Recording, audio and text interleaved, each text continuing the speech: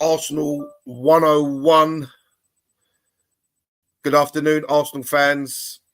Welcome to Arsenal 101, the live watch along of Wolves versus Arsenal. An important game for Arsenal. It's a must win. We can't afford to drop any points.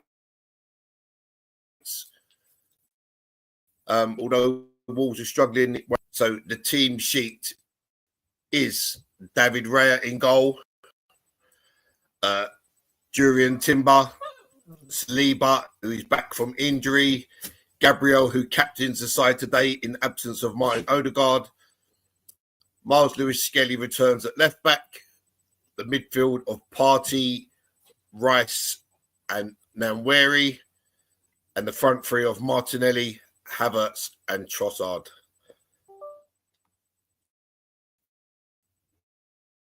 On the bench, we have Neto, Jack Porter, the young 16-year-old goalkeeper, Kivior, Calafiore, Tierney, Zinchenko, Sterling, and Nathan Butler-Odedeji. Apollo will be with us in a minute. Hi, Nay. Nice to see you there. Good afternoon, 18. Let me just find my channel.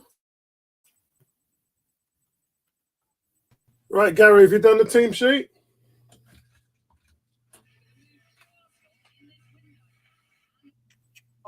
Oh, what's going on here? Yeah, I've done the team sheet, mate. Yeah. All right, brilliant. Oh, Kuna is starting today. Okay, I didn't think that was going to happen. I've noticed though they've taken the captaincy off him. Right, hold on a second. Let's just get this sorted out here, and then I'll be right with you guys. Kickoff is just moments away. How's your weekend going so far, Gary? You've got Gabriel Skipper in the team today, mate. Oh, can you hear me? I'm not sure if you can hear me. No, you can't hear me, can you?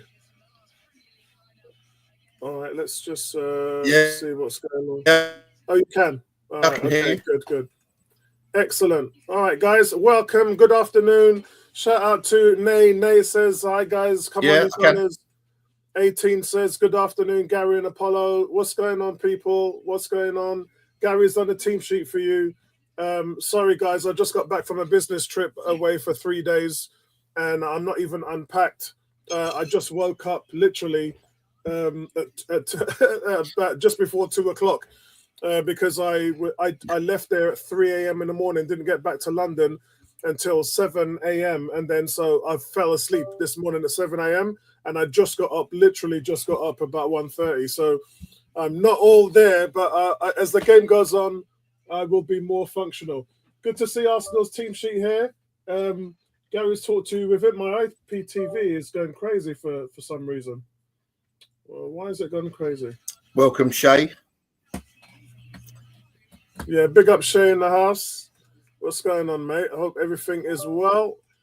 I mean, we just need a win today, guys. That's the long and short of it. I missed what you said about the team sheet. Was there anything of note to take? Yeah, so obviously no Odegaard. Gabriel Skipper's the team today. And Miles Lewis-Skelly obviously back, and Saliba back in the team. Partey, Rice and Nwaneri on the midfield three, with Trossard, Havertz and Martinelli up front. So Nwaneri is taking over the number 10 role for Arsenal, which is very interesting. Lewis-Skelly, you've got to stop it. Or is that Nwaneri? No, Lewis-Skelly, you've got to stop that. That's outrageous skill. Oh, wow. I'm changing my stream because you started already. Okay. Let's go to... I'm going to go to Optus. Yeah, I'm only 50 seconds in, but Lewis-Skelly picks up the ball. He shields that ball so well, and he breaks two or three tackles and surges Arsenal forward into the Wolves' half. Yeah, I went on to VIP Arsenal, so I'm coming off it. I'm going to go to Optus and see what's going on.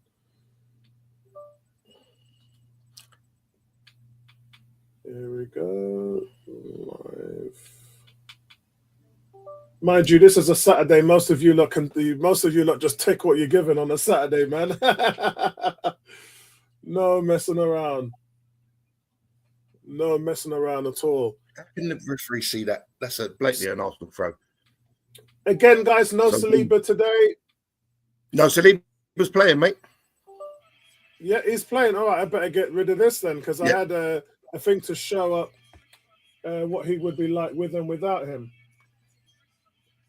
But they brought him back after the 2 games he missed, but could he have done with another week off? Who knows? Oh, Havertz is in. Yeah. Havertz is in. Finish. Oh! Just taken off Martinelli's toe before he smashes it into an empty net. Oh, man. To be fair, Martinelli didn't really make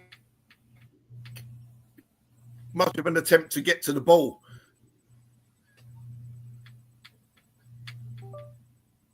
And he throwed himself at it. He may have got a bit of joy. That's out. Yes, it's a throw. Thank you. So Arsenal press well. Wolves can't get out. And an early chance of Martinelli. Oh, here we go. Right. Here we go. Right. That's better. I'm on Optus. Okay, that's much better. Yeah. Okay, I'm 2 minutes and 30 seconds. It's on Optus 3. Where are you guys? I'm in 2 minutes 56. All right. Okay. So we're there. 2 minutes 56. Right, guys. Let's go. Not a bad start. Ethan Wanieri guy, brilliant, and he will become one of the top players in the Premier League. These are one of the games that we have to take advantage of. Also, Wolves have got a few players out in defence, so Gabriel Martinelli can take advantage of that. Let's see where we go with that. Gary just slightly ahead of me by about 15 seconds. So bear with us when Gary jumps out of the chair and screams like a 6-year-old girl and I'm a little bit behind. As you can see me, guys, I'm sporting the Redskins. Jaden Daniels, number 5 today. Big game we've got tomorrow. Jaden Daniels, I like that top. That's Raya, get back and goal. What are you doing there? That's going to be game of the weekend. Yeah, I'm watching that. Yeah, madness, man. And Lewis Skelly wings Arsenal free. No, Tony's just put a message on our chat saying, "Is the team sheet for real? 2 goalkeepers on the bench and 3 left backs." Yeah, unfortunately, we are where we are, man. Desperation times. Yeah, they got themselves into a hole. They knew it, and so it's one of those things, really. Big shout out to Cam. What's going on, bro? Cam says, I think Odegaard is dropped or rested anyway. He's been racking up Bonnie Blue numbers in terms of but he's just had bad luck. The whole of Declan Rice is coming out of his funk. Odegaard, what was it? It was 18 shots missed target in his last 20 before he scored. So he just was not even hitting the target.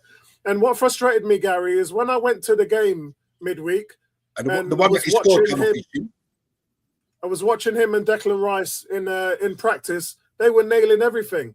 So it's just really game time. They're just, when they're frustrated and eyes wide, come on, and just really hadn't put it together. So that was really what it was with him and Rice. There's so many goals. We're coming into February, and Odegaard's just got 1 outfield goal. So it's just not good enough. But let's hope he improves. But he hasn't had a rest since he came back from injury. So, maybe that's what it is. D says, Apollo, you guys smoked us last Sunday. Our defense since the Dallas game. Oh, yeah. Oh, I didn't know you were a Lions fan. Oh, nice. Yeah, that's messed the Lions up, man. They've lost both their offensive and defensive coordinators, and Dan Campbell now has to start from the beginning. And I'm here, 3 of your top players want to leave as well. So this was the year for Detroit, really, for them to win it. Because they haven't now, it's going to break it up. But yeah, thanks a lot, man. Everyone's rooting we're the darlings of the NFL at the moment, the Redskins. We're the darlings of the NFL, bro.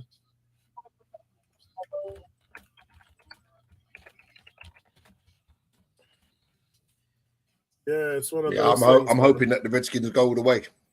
I'm hoping that they meet the Cam Eagles says as well.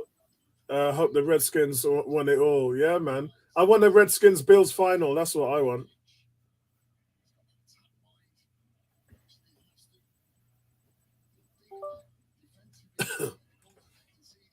Absolutely mad.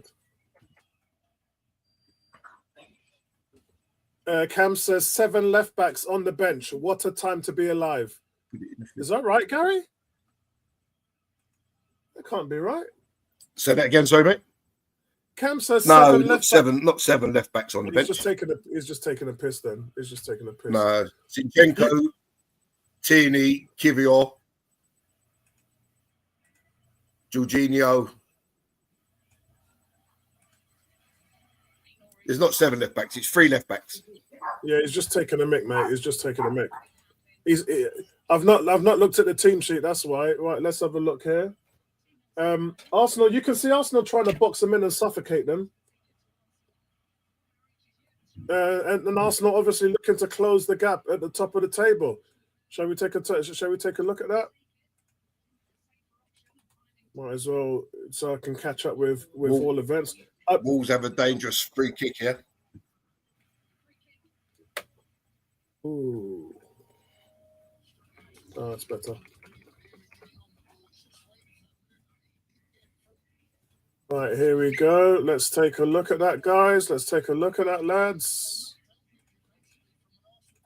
So you can see, guys, here's the table. Let me blow it up a little bit more for you guys. There's the table. Arsenal just 6 points behind Liverpool, but played more games, had one more game. Everybody else has played the same games underneath us. So it's really just about, we've got double the amount of goal difference that Forest has. Tough game for Forest as well today. But Forest is after Kuna. Apparently, Forest is leading the charge for Kuna. Forest are losing 1-0. Yeah. They're leading the charge. Side tackle. And Forest are losing 1-0 to Bournemouth. Oh, my God. I went for 2-1, I think, or 1-1. I have to check the score. But yeah, Forest are preparing a club record of 60 million bid for Kuna. So we know that Aston Villa and Arsenal are interested. So let's see what happens, really. It's going to be down to where the player wants to go, isn't it? So, yeah, that's where we want to see those guys. As far as Arsenal, they've won 8 of the last 10 games here. So they have a really, really good record here. They have a really, really good record here. Good ball in from Declan Rice, but nobody picks it up. It's dangerous, man. I'm glad Saliba's playing. No, come on, loose touch, Trossard. But whatever happens, Gary, we cannot drop points here. So, mate, I'm bursting away. Look. Oh my God. Chance. Oh, what a miss. Wolves almost take the lead. Yeah. Semedo bursts from his own box, halfway inside the Arsenal half. He delivers a cross, and it's volleyed over the bar. Yeah. Semedo literally runs the entire length of the pitch before curling the cross in. It's Sarabia in the box. And he volleys his effort and it goes over the bar. So close. Great volley as well. Look at that. Oh, that would have been a spectacular goal. What a goal that would have been, eh? Yeah. Wow. Wow, that was an incredible move.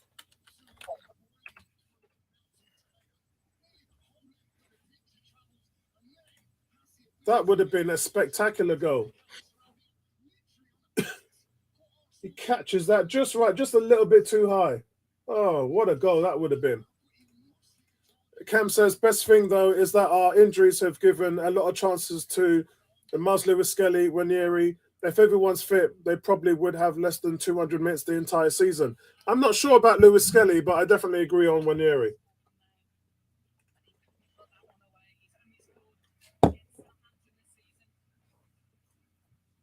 I got 10 minutes and 45 seconds, Gary.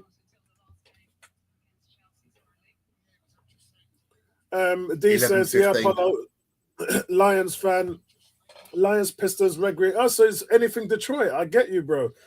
In Michigan. So you're Michigan Wolverines as well. College team. Big guys they are, man. It's a massive team. Got some family in Detroit, Motor City, man. And had some a little time living there too. Oh, come on, yeah. Knock that ball down the line. Martinelli's made the run. Yeah, me too. I've got family all over the States, man. All over.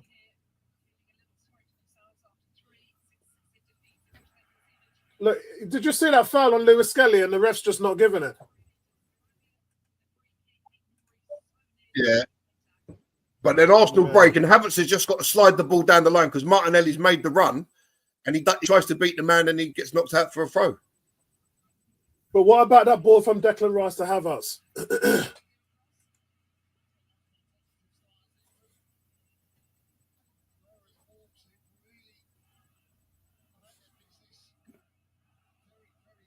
Yeah, we got to be careful with Wolves counter on the counter attack. Wolves on the counter attack. We've got to watch that one. Yeah, that's how they.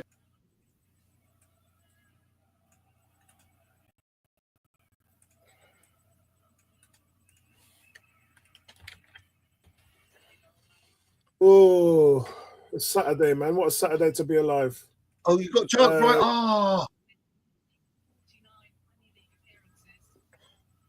Chance for Declan Rice there, but he couldn't control the ball. His first touch was terrible. A little bit like that header that he had on Wednesday night. No, didn't the players been taking a mick with him on that one.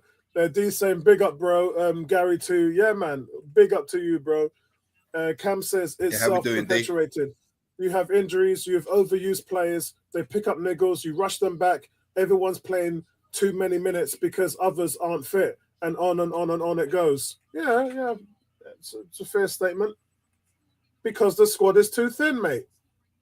Yeah, it's not rocket science, the squad is too thin. We know it, the manager knows it. Free kick incoming for Arsenal, guys. Big up, cuz. What's going on, man? Blessing to the family. Blessing to the family. Free kick to Arsenal. What's going on, Gary? I don't know. You must have jumped ahead of me. I ain't seen no free kick. My thing is glitching all over the place. It looks like the Matrix. 1 minute it's on. Oh, yeah. Trossard just got brought down. So that's probably where Trossard's just got brought down for a free kick. I don't know if that's the one that you're talking about. Yeah. We just need to keep the tempo, make sure we do not drop points today. I will take it any way possible. I don't even care about the performance. Yeah, I'm not fussed. A win's a win. Yeah, exactly. It's got to that stage now. When like your best players are injured and you're thinking, I want to see a performance. I want to see a display. No, you're not going to see a performance. Just get over the line. Quite frankly, Gary, I expected us to lose more games in January than what we did because of the injuries. I'm surprised we've come out of it the way we have. A lot of that's got to do with Spurs have been sort of more injured than we have. So when we was at the Emirates, like they just had a bunch of kids in like we have. The difference is their kids are not as good as ours, even though they won the under-21 league last season. Lewis yeah, Skelly, but that's when we went to watch the under-21s against Spurs. We battered them in the end. The game ended up 1-1, did it not? But they still won the league. We battered them for most of that game. Yeah.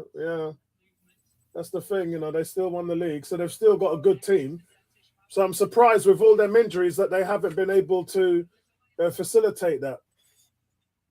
They haven't been able to manage those injuries because they've got players. But I would say they've got good players. And I would say that with Lewis Skelly and Ranieri, we've got excellent players. Havertz, get up off the floor, man. The difference with that, Gary, is would you say any of them Spurs players would future England players? No, you wouldn't. But you would say that with Ranieri and Lewis Skelly. Yeah, 100%.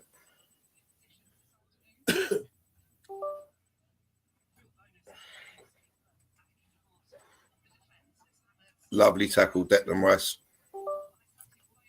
How much has Him and Cunha have a been little back smile on with his each game? other. I think Declan Wolves are Rice. defending well so far. Well, I think the Wolves have been defending scrappily, but we just haven't taken advantage of it. Well done, Miles. That's a foul.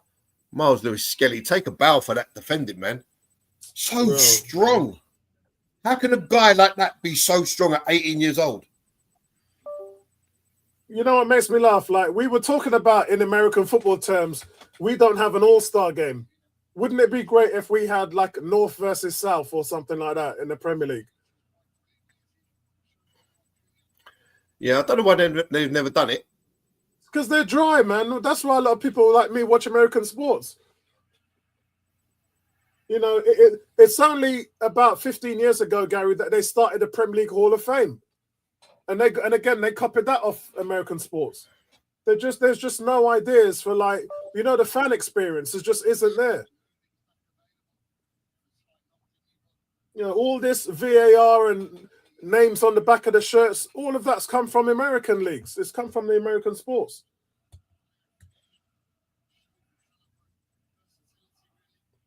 That's what I said to you the other day. Football is still so backward in terms of its makeup.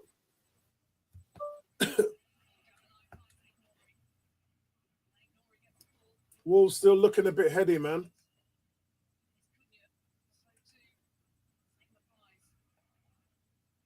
Chance. Oh, it's just wide. It's just gone wide. It's a good attack there by Arsenal. Gary, it's the first chance for Havertz. You must have jumped Gary, ahead. talk to me. I'm on 1830. 1830. Good play. You should see it now. It's Trossard crosses the ball, but his header bounces just wide of the target. Yeah, that's unlucky with the header. I think he's got to head that back the way it came, you know? Yeah, I think it looked like it was in for a second. He goes for the near post. He's got to go head it back to the far post. Yeah.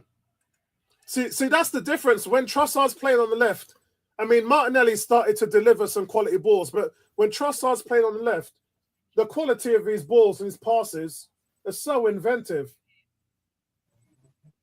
I mean, he knows how to find his players. Yeah, I think even if that was on target, I think the keeper saves it. He's got to go back across the keeper there.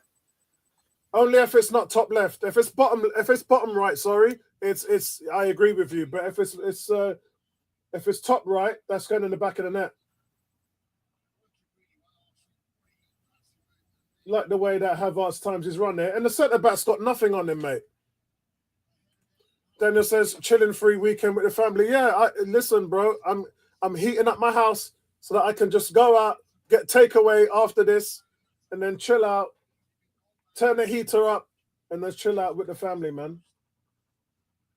I've had one of those days, bro. Seriously. I got in at 7 this morning and I got up about 1:30 or something crazy like that.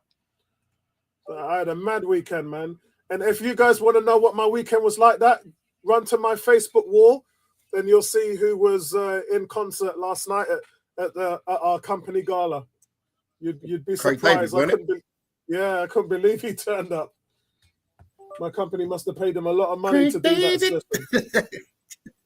He was good. He had free paper. In 23 years I've been at my company and gone to the galas. They've never had any R&B. They've never. It's always been the same old,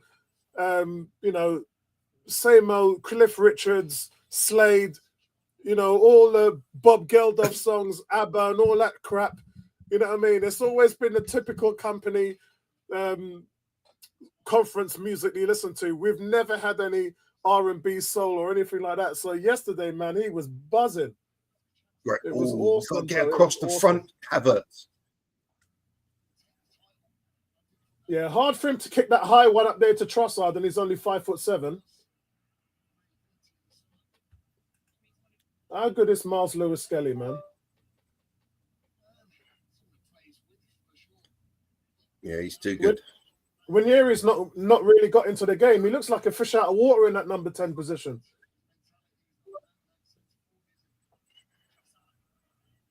Well, most of the plays come down the other side. But cross in there, but only gets that from Trossard. What's that, mate? Most of our plays come down the left with Trossard. Yeah. And you can see Trossard crosses the ball again, looking to find Havertz. He's really got Havertz's number. But this time, Sarr is off his line to collect the ball. So I think Trossard's got to whip that ball in a bit quicker. Too floaty. It's too soft. But you can see what Arsenal are trying to do. Yeah, but with that effort there that you're talking about, I think Havertz has got to make the run across. Yeah. He doesn't do that enough. We don't do that enough. Yeah. Lovely ball from Trossard to Martinelli. He can't take it. What a ball that was from Trossard. Martinelli can't take it in his stride. My God.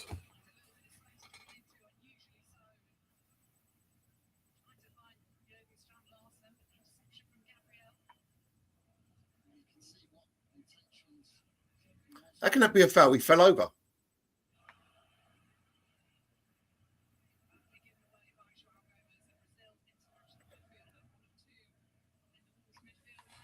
So Arsenal have had 5 touches already inside the Wolves box compared to their 1 inside ours. Martinelli just outran himself there, didn't 18. Trossard looks like he's on it today. It's just a poor touch.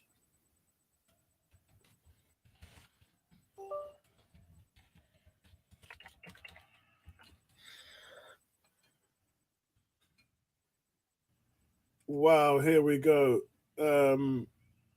18 says Trossard is on it today. Cam says Kuna looks like he cannot be bothered. Just come to Arsenal and done. I thought I saw a bit of bite in him. Look, I haven't even got a thing up there. I'll tell you, Arsenal are knocking on the door now. They're knocking on the door, Gary. Arsenal knocking on the door. Yeah, can we open it though? Well played, Ranieri. Oh, that's a stunning save. What a save, Gary. What a save. Havertz again. Great save. Havertz but again. But you've got to say Havertz has got to score. You've got to say he's got to score. Great save. I'm saying great save. You're saying he's got to score. Which one is it? See, when a goalie makes a save like that, you got to give him credit. It's a great save, but when you put it where the keeper can reach it, he's got a chance of saving it. That's better from Ranieri. And you're only talking like inches. Another couple of inches is in the corner. Yeah, it is. And but that's guys, 2 opportunities already for Havertz. Havertz, really a couple of good chances. Both of them headers, Gary. Both of them headers. Arsenal really knocking on the door now. Yeah, one on target, one off target. Yep. And the 2 good crosses coming in. 3 good crosses coming over the side. And it's just been so progressive from Arsenal, like chance after chance after chance. Thomas Partey!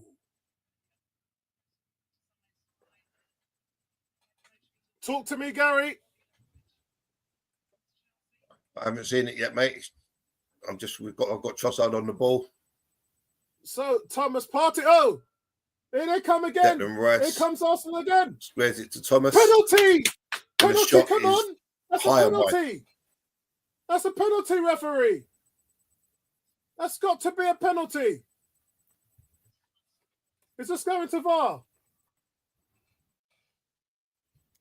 Is this going to VAR? That's got to be a penalty. No, I haven't seen it yet. That's got to be a penalty. Is that a penalty? Martinelli is rough to the ground after a challenge with Adi Badjo. But the referee's just waved on play. Is VAR looking at that? Oh, no, I don't think he's given it, mate. Now. Gary, talk me through it. Cam says it's a penalty. 18 says to be fair, it looks like a foul to me. He's coming from the side. He's coming from the man. side. How are we not 1-0 up? Arsenal don't get them decisions, mate.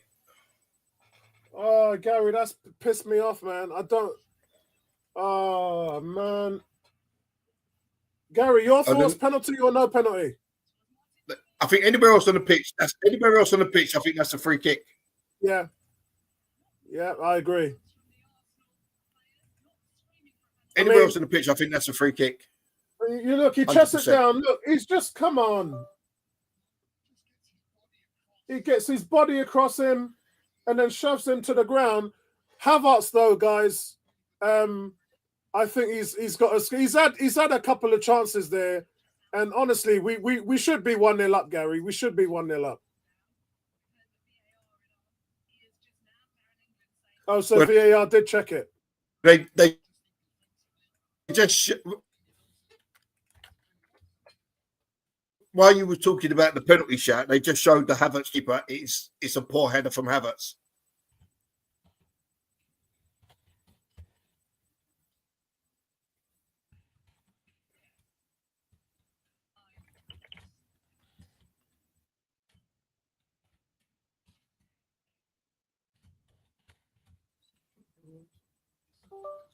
Don't tell off. Oh, do you know what?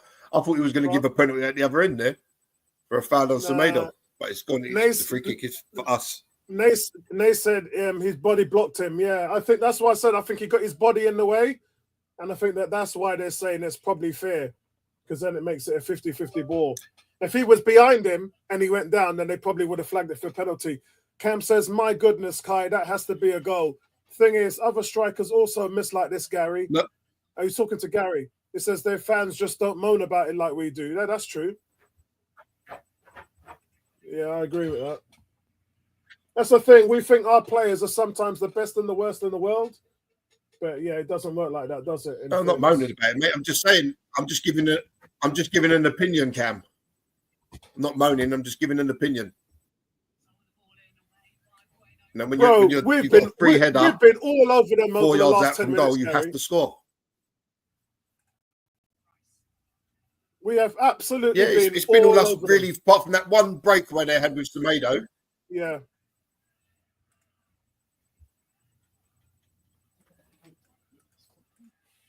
Isaac's bagged the double already.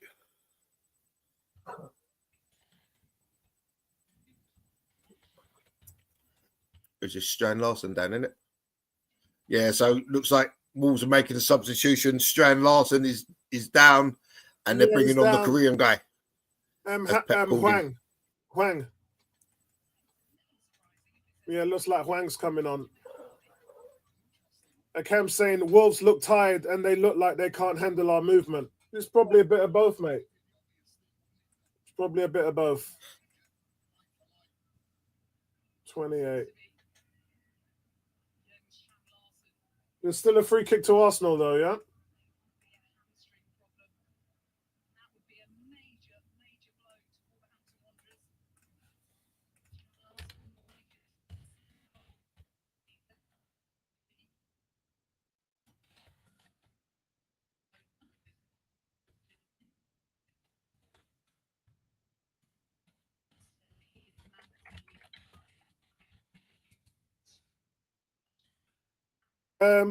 Cam says, love Havertz, but even the ones he does score, you never think, wow, what a finish.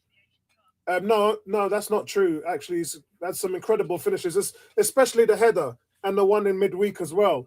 The way he's gone up against two centre backs and just bullied them for the goal, you know. And that wasn't the first time. Remember the Ipswich goal as well.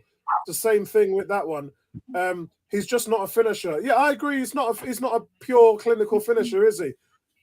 Still our best striker. Yeah, I agree with that as well. Yeah, but the thing is, he's what we've got now. That's the bottom line. Yeah, he's what we've got now. The other striker, Jesus, has been injured every year he's been at the club. And you've sold Nketiah going into the season with Havertz, who's not clinical, and Jesus, who never is fit throughout a full season. That was a recipe for disaster. I would like Richard Garlick and Tim Lewis to tell me how on earth was they sold on that being the situation for this season. It was just an absolutely, you underprepared as far as I'm concerned. Daniel says that Newcastle guy running riot. Isak, It was 2 the goals. stupidest move my ever. God. Hold on. Let's try and get the scores on the doors then. Hold on. Let's see if we can go. Yeah, Newcastle just had a penalty. That's why. Scores on the doors, guys. Bournemouth 1. Yeah, and he scored again after. Bournemouth 1. Nottingham Forest 0. That's Kluivert's. Kluivert's is killing it. What's that? His 6th goal in 4 games. Let's have a look here. Brighton 0. Something Everton like that. He 0. scored actually. Liverpool week, 1. Ipswich 0. And that's Sabozia who scored there. Kanate with the assist. Newcastle 2, Southampton 1. Southampton look like they.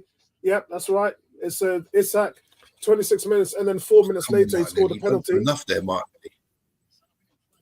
Can't believe that Southampton was actually level there. And our game right now, which is 0-0, which should be at least 1 or 2-0 to Arsenal. And later on at 5:30, you got Man City against Chelsea. That's going to be a cracker, Gary. Yeah, I think that would be a really good game. Yeah, bless up, Cranky. You know what? Welcome, Cranky. Always lovely to see you, Stanley. Let me send him a link, considering that I just got out of bed an hour ago. I'm so underprepared today, man. It's unbelievable.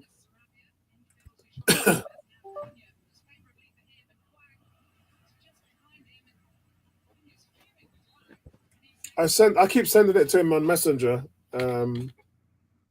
Let's go back. Yeah, Daniel's right. Southampton was actually winning that game. But Yeah, Southampton's story, they're not really defending.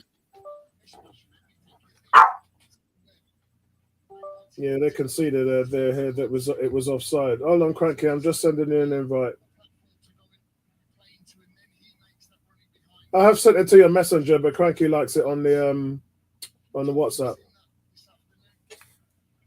There you go. Right, I've sent you an invite if you want to come in, mate.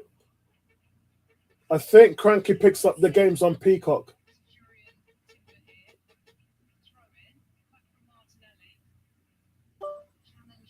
Timber been a little bit quiet today, but yeah, I think it's not been a terrible display, guys. Let's put that out the way as well. It's been a solid performance, especially the last 15 minutes. We've just been all over them. For me, Starman's been Trossard. Daniel says 2-0 for Liverpool if we don't get 3 points. Yeah. I mean, some might say that it was probably over a while ago. Salah's just scored. Solo goal. Yeah, so what's that? 2 goals in 4 minutes for Liverpool?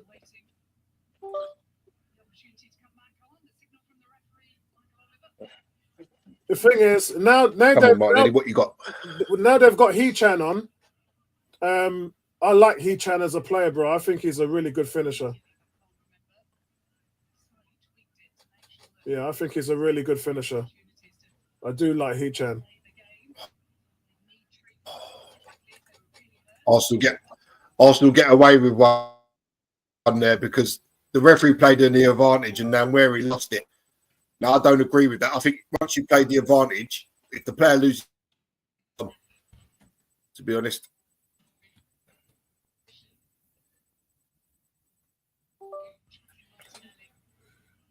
Here we go. Cam says, not sure why Kai always targets the middle of the goal. It's just instinct, bro. It's just instinct. It's just how it is, especially when you're trying your best to get it on target. That's where the ball normally goes.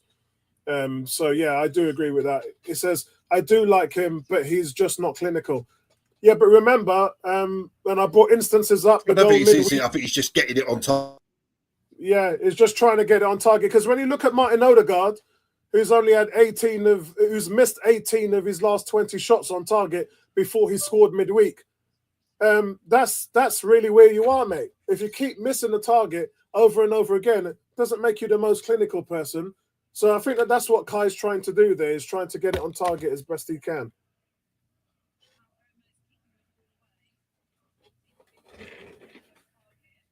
especially when you consider the form he was in over the last month. Let's hope good things are happening in February for us, guys. We're going to have a 10-day break. Hopefully we go to Dubai and get a little bit of rest as well. Some tired legs. Gary, they've been playing every 3 or 4 days, Gary.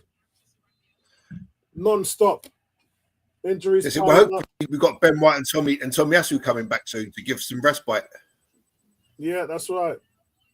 Not bad, Ben White, and it get back Tim just played before far too Dubai. many minutes after coming back from that.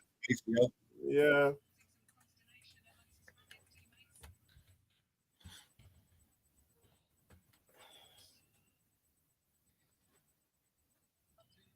The only thing is, like, defensively, we're solid, Gary. So you love that. That's where our investment's been keyed on. We're the best defense in the league. Love it. If we were leaking goals, Gary, we'd have That's a problem. got to be a free kick, surely. But I think here it's just like you just don't know where the goal's coming from. That's the only problem. And it's a good problem to have because it's an easy fix. Just go out and buy a striker. We're just missing that clinical finisher. Yep. Listen, all strikers miss chances. It's not about that. You know, every striker will miss chances, but when you're missing so many, that's the problem. Oh yeah, he's given a I see you. But doesn't it, you know, and I'm not saying people. First of all, I'm not attacking anybody, and I'm not saying that anyone said that Saka's a bad player. But doesn't it make you, Gary, appreciate how good Bukayo Saka is? Like, you know, sometimes when he plays, we might have a little moan here or there, but the fact of the matter is, you take him out, and where's the goals coming from? It's one of those things, isn't it? You don't know what you got, Gary. It's not so much even the goals. It's not so much even the goals, Apollo. It's all his creativity as well, isn't it? Because he's the one that mainly creates most of the chances along with Odegaard. That's right, yeah. So with both of them missing, we're lacking the creativity and the goals. Cam says, he's talking to Crank, he says, Agent Kuna kicking it out of play every time. Nice. He just doesn't look like he's bothered, mate. Because remember, they benched him last week. Him and the manager's not on talking terms. And he was benched last week. So what do you expect, mate? That's hilarious.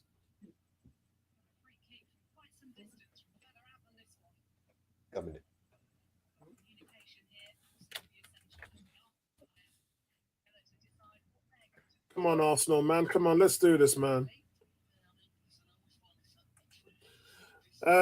Cam says, I'm surprised by Wolves. They are half-assed playing against a really fatigued Arsenal. But Wolves are fatigued as well, bro. Let's not forget it. Wolves are also fatigued. Wolves are also fatigued. Gary, I think people forget, it's not that it's not a winter break for Arsenal, but it's not a winter break for anybody. So no one's got any break. No one's had any break this month at all. Everyone's gone full pelt out of a busy Christmas period, and everyone's knackered. That's just the way it is. Yeah, with the new Champions League format, it's been full on, hasn't it? It's just, and it's been like that for everybody, really. So everyone's talking about it's hard for Arsenal. It's been hard for everybody as well. Wolves are just as tired as we are. And granted, they're not in Europe and stuff, but there's a lot of teams. I remember there's 7 teams that are in Europe.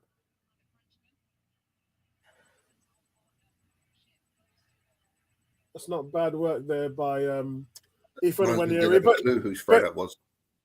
But young Ethan, what's your thoughts on young Ethan today? Hasn't really done a lot, but I'd say most of the play's been down the other side. But what he has done is, come on, Martinelli, honestly. Got to get to that ball first. What are you trying to do? Yeah, Wanieri's just not influencing the game in the way that you would have liked him to. The number you think about how busy Odegaard is there. He's just not getting into the game. Cam says it's a penalty to Everton as well against Brighton. Oh, that's good. That'd be an upset, wouldn't it? Yeah, they scored it. They scored. Oh my word! Yeah, they scored it. Yeah. Oh, poor cross, Miles. Poor cross. Oh, Jesus Christ. I'm done. You're going to see it in a minute, Gary. Oh, my God. Absolutely unbelievable. Someone's missed a sitter. No, it's worse than that. Oh, my God. I put it up on the screen, Gary, for you. Oh, red cards to Arsenal. Yeah. This is we're not going to win this game, are we? Oh my God. This is not how I envisioned. Oh, Lewis Skelly is Don't tell me shown a Miles red Lewis. card. How can he send him off for that? Yeah. How can he send him off for that? The clip in the Are legs you kidding? on a counter. It's because it's on a counter. Yeah, That but is he's absolutely the worst. on the edge of his own box. You can't send him off for that. Yeah. You can't send him off for that. I know. And the thing is, he didn't know that much about it, Lewis Skelly. He didn't know that much about it. You can't send him off for that. Yeah. That's a yellow card.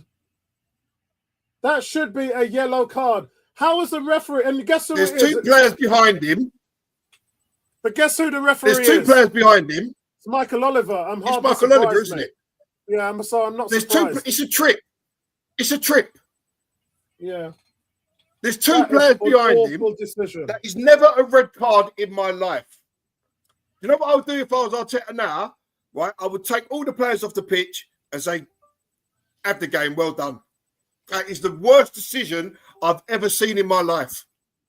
That is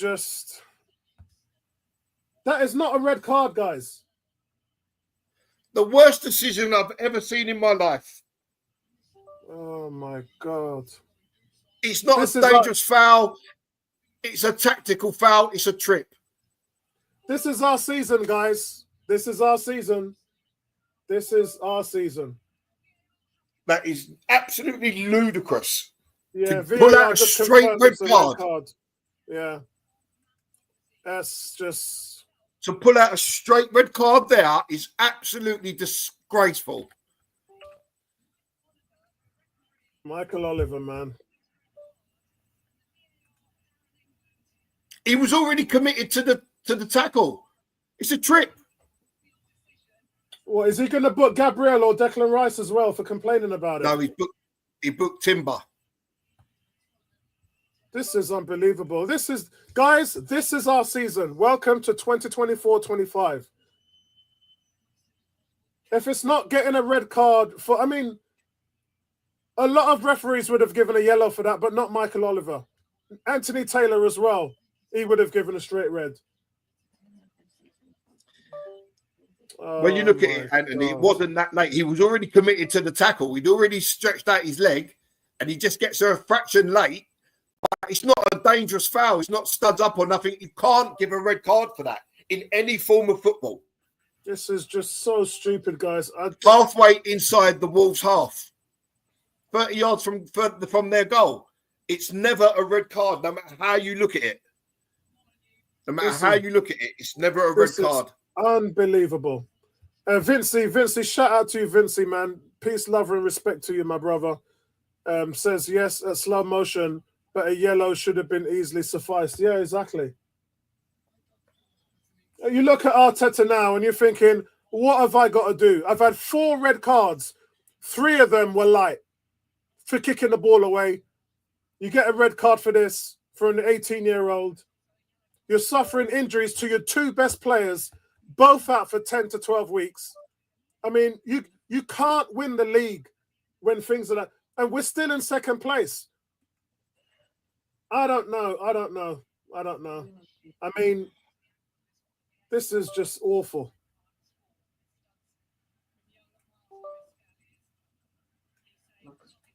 I'm just lost for words. His studs are going into him. That's what they're saying on Sky. Are they joking? That is a ludicrous decision. There was no studs involved at all. That's really... Oh, come on, Rad. Get up, man. What's that laying on the ball? Get up, man. Ridiculous. Oh my God. How are we going to win this game? I mean, your subs are not even going to help you, are they? Let You just me go check three at that the back team. and you Timber, Gabriel and that, and you just lost your left back. They're not attacking balls anyway. It's all about us. So Just you're carry saying on playing as we're playing. So you what? Go with a back three? Yeah, why not? Ultimately, we've got to win the game, Apollo. So if we keep the ball and use the ball well, mate, I swear to God, I'm just absolutely over with this thing, man. I'm just over with this thing. Vince says stuff like that is why I stopped playing football. Seriously, had enough of the refs and the foolishness. It's just unbelievable, mate. And the thing is, like, it's just biased to the core. It's just biased to the core. I mean, that is one of the most disgraceful decisions I've ever seen. If he goes in studs high, fair enough. But he hasn't. It's a trip. He stretched for the ball. The Wolves player gets a second ahead of him, and he brings him down. I mean, even the commentary team, they're just like, they're beside us. And it's killed the game as well. It's killed the game.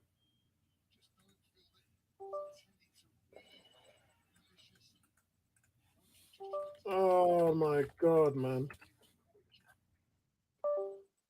I don't even know, mate.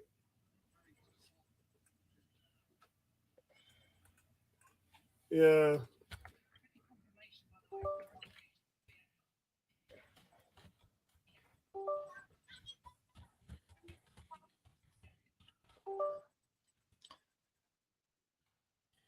I'm lost for words, mate.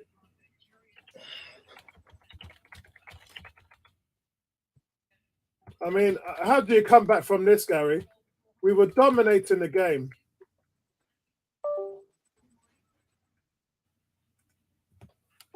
That will get overturned, but the overturnment doesn't affect you in this game, which is the game that it's affected. You know, they've got to put in review situations and stuff like that because that's ludicrous, man.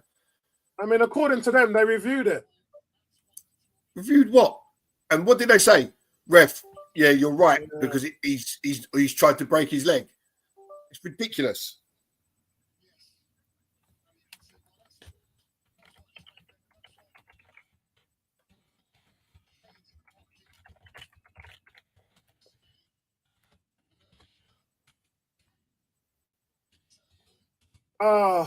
This is just...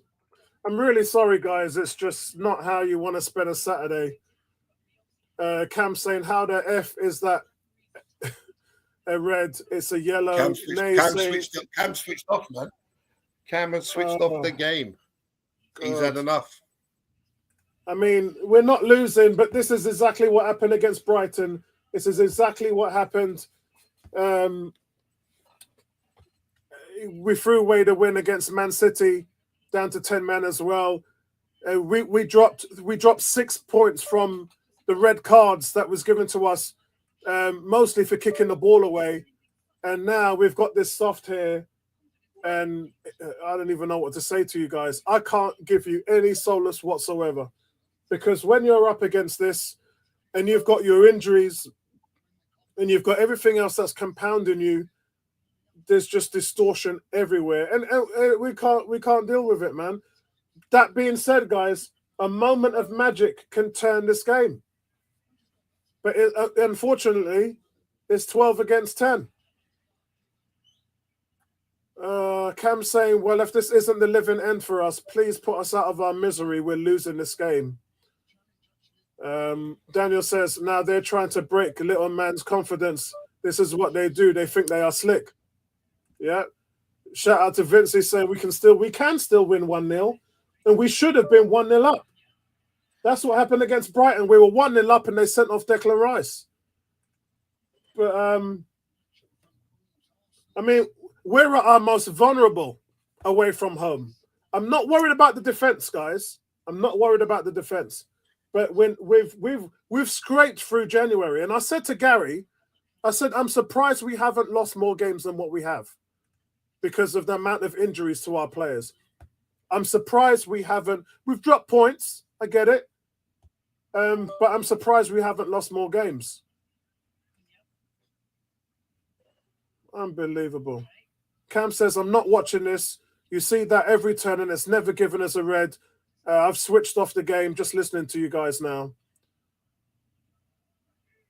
He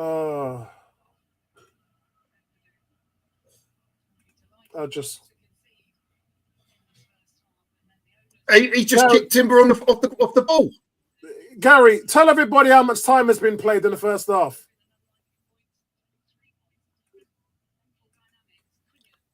52 minutes.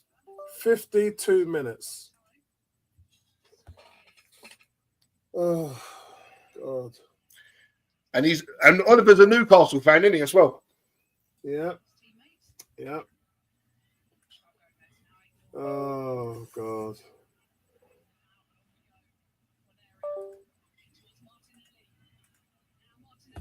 Martinelli, come on. Serious foul play for contact above the ankle. That's what they just said. Serious foul play for contact above the ankle. What planet are we living on? I don't know, mate. It's absolute. Honestly, what planet are we living on? Contact above the ankle.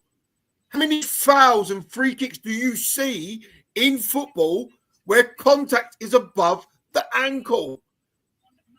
And even when it studs up, you don't see red cards all the time.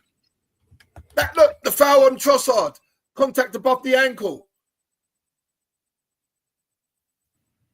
You know, Saliba, free kick, that's contact above the ankle. Declan Rice, that's contact above the ankle. The thing is, Gary, the thing is, it's one rule for them and one rule for us. Like, when it happens against us, nobody gives anybody a red card. Oh, God. I'm utterly just shocked beyond belief that he's got a red card for that. It's the side of his boot. It's not studs. It's literally the toe of his boot. And if you watch it, he's already committed to the challenge to try and win the ball. The Wolves player gets there first, and as he makes the challenge, he clips him on the shin pad. But it's not dangerous. Cam says, I've never seen a season where a single team has been effed over by referees like this with decisions that nobody else gets against them ever. D says, we've had chances to win with 11 men. Yeah. No striker. No, there has been a striker. He's had the best chances. If a striker kills one of those chances. Yeah, that's right. Yeah, he's had two, which he's just hit directly at the goalkeeper and really should have done better. And one of them, I credit the goalkeeper for the save. But yeah, on the low one, he's got a header that in. Should be 1-0 to Arsenal. There's no getting around it. Cam says, VAR just said every challenge that's above a player's ankle is a red card, but not for Arsenal. 18 saying, D playing the Arteta's fault card again and is shaking his head. Daniel says, what does that even mean if there's a rule that says tackles must be heel high? That's what I mean. It's utterly just the dumbest thing I've ever heard. What do you must see 10 or 15 tackles in every single game where contact is above the ankle in a more dangerous way than that was. And you still don't see red cards given for it.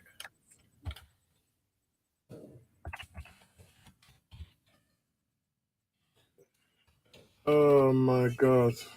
I can't believe what I've just seen. I really can't.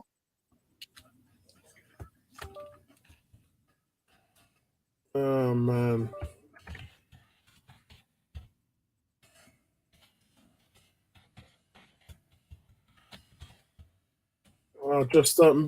Bro, I'm so deflated after that red card. And you know what makes it worse? Everyone's talking about how good Lewis Skelly is, and the referee just thought, just like what Daniel said, Yeah, let's humble this little kid. Let's take him down a notch. It's just scandalous. Oh my God! And so is Kai Havertz. Everyone's going in on Kai Havertz now as well. But I don't even know what to say, guys. The game has been so one-sided. Oh God! All right, here we go. Right, I don't really want to pull this up for you, but I might as well. Just to stop us talking about this foolishness that's going on. And of course, if we don't win today, Liverpool just goes further and further and further into the abyss. If we don't win today, the league's gone. We won't make up the points. Yeah. I mean, you know, we may have crossed that road before already, but anyway, let's have a look at the tail of the tape. Let's have a look and see how the first half has panned out. We've just been absolutely the only team in this game, really. Wolves, no shots on target, 0.3 expected goals, 1 touch in our box for the whole half.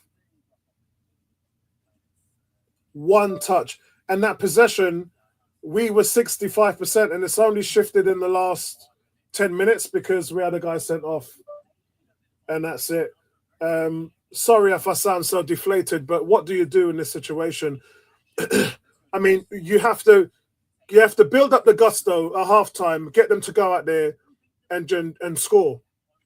That's what you need. To be fair though, Apollo, to be fair, after that decision, they shouldn't need any motivation to go out there and win this game.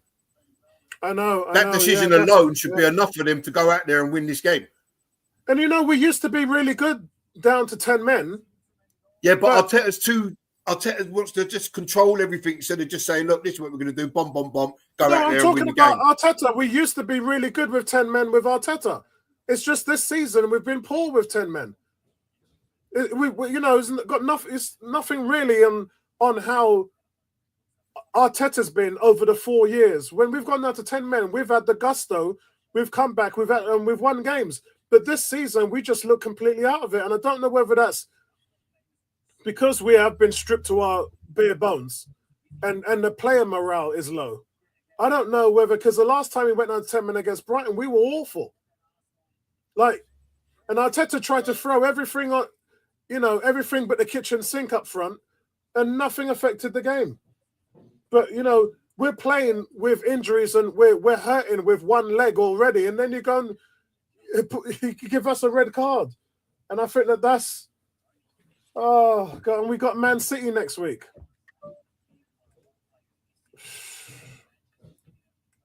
Unbelievable, man.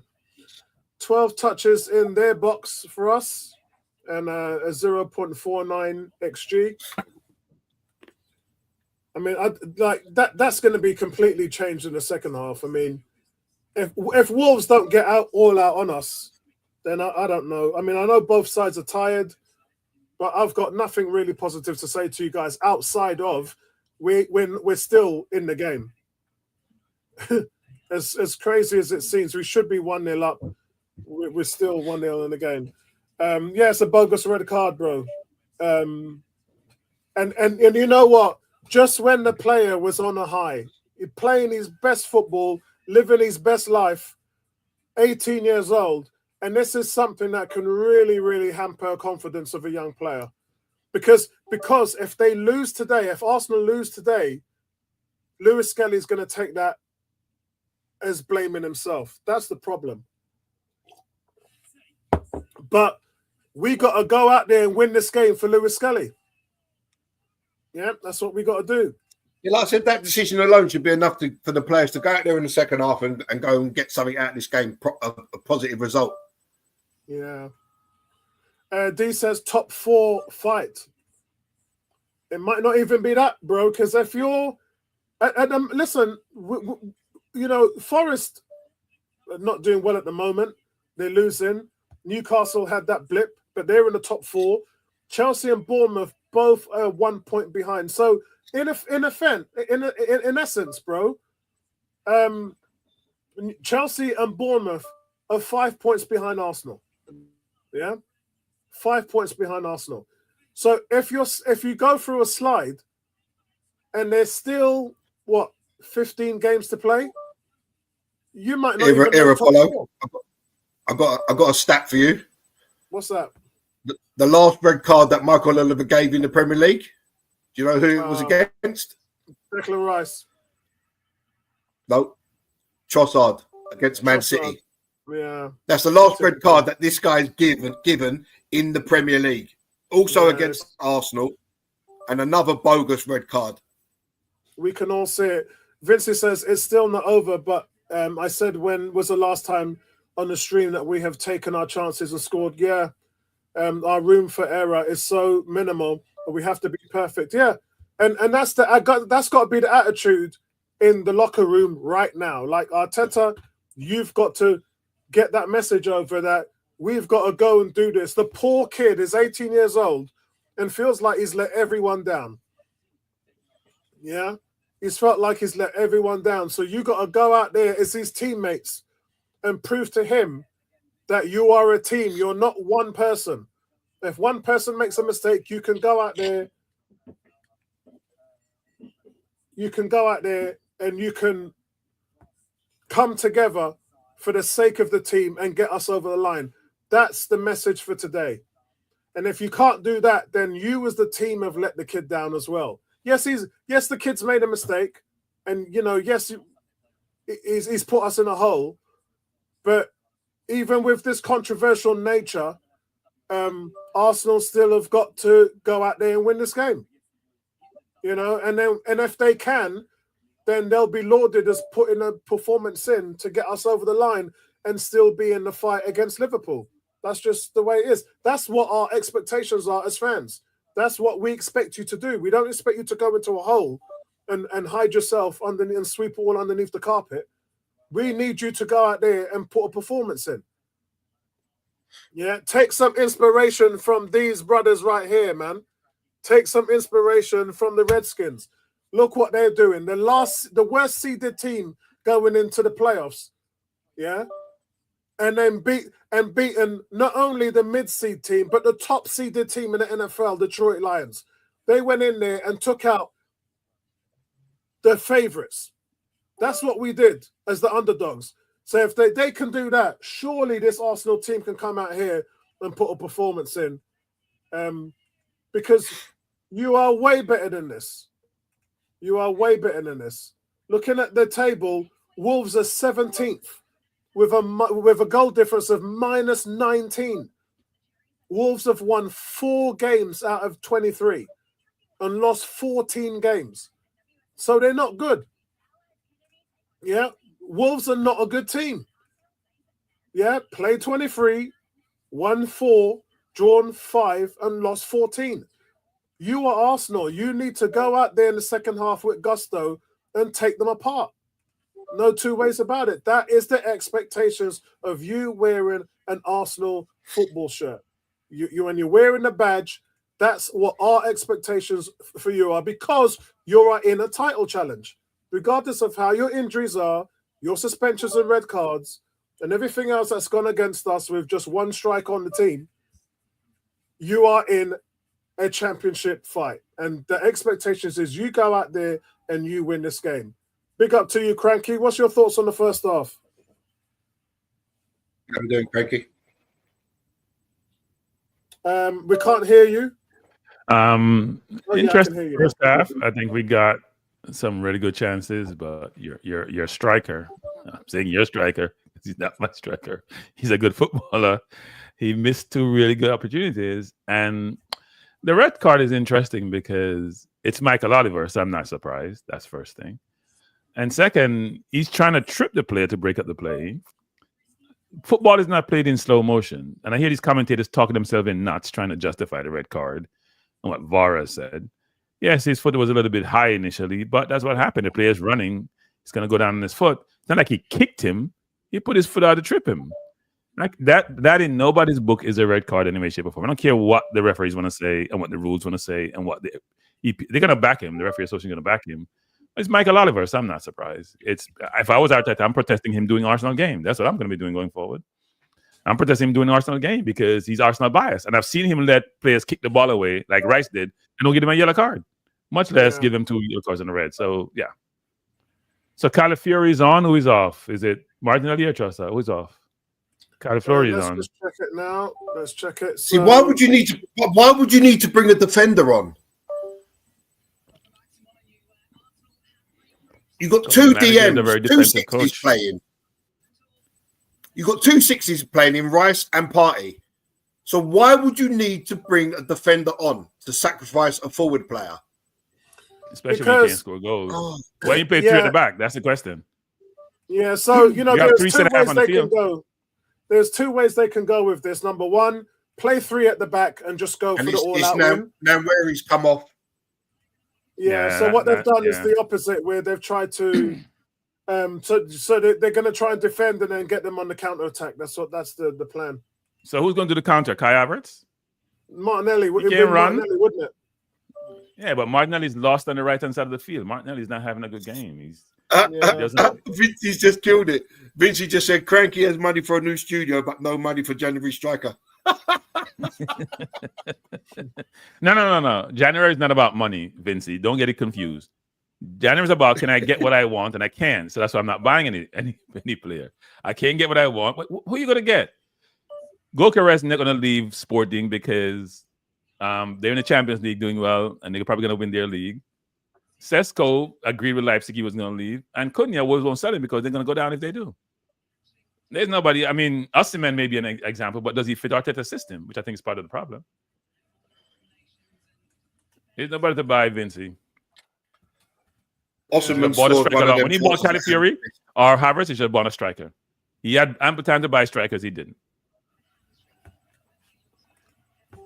Or at least I should say Arteta, because he's made decision. Arteta is the GM, By the way, Apollo, congrats. Yeah, cheers, mate. Yeah. Your team is doing well. Your team is doing well. Hold on, that's above the ankle. Hold on. And he's just kicked the ball away as well. Look, that Joe Gomez, he's just kicked the ball away. He gives a free kick, and then he kicks the ball away, and he's already on the yellow card. That's Michael Oliver for you, isn't it? It's not surprising. By the way, Cranky, you can catch up with me later on in Trumpland because I'm not following him anymore. I'm taking a 4-year break from America. I was telling somebody in my stream last night that I'm looking for alternative locations to reside for the next 4 years. America may not be it.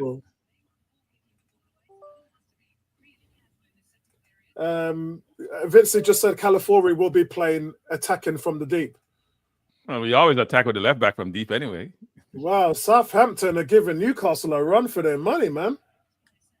No, it's 3-1. No, it's 3-1 Newcastle. No, Newcastle just scored. Oh, it's 3-1. Yeah, Tonali scored. Looks like.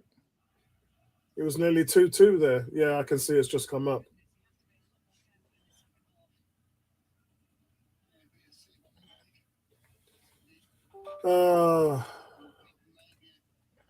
Long day at the office.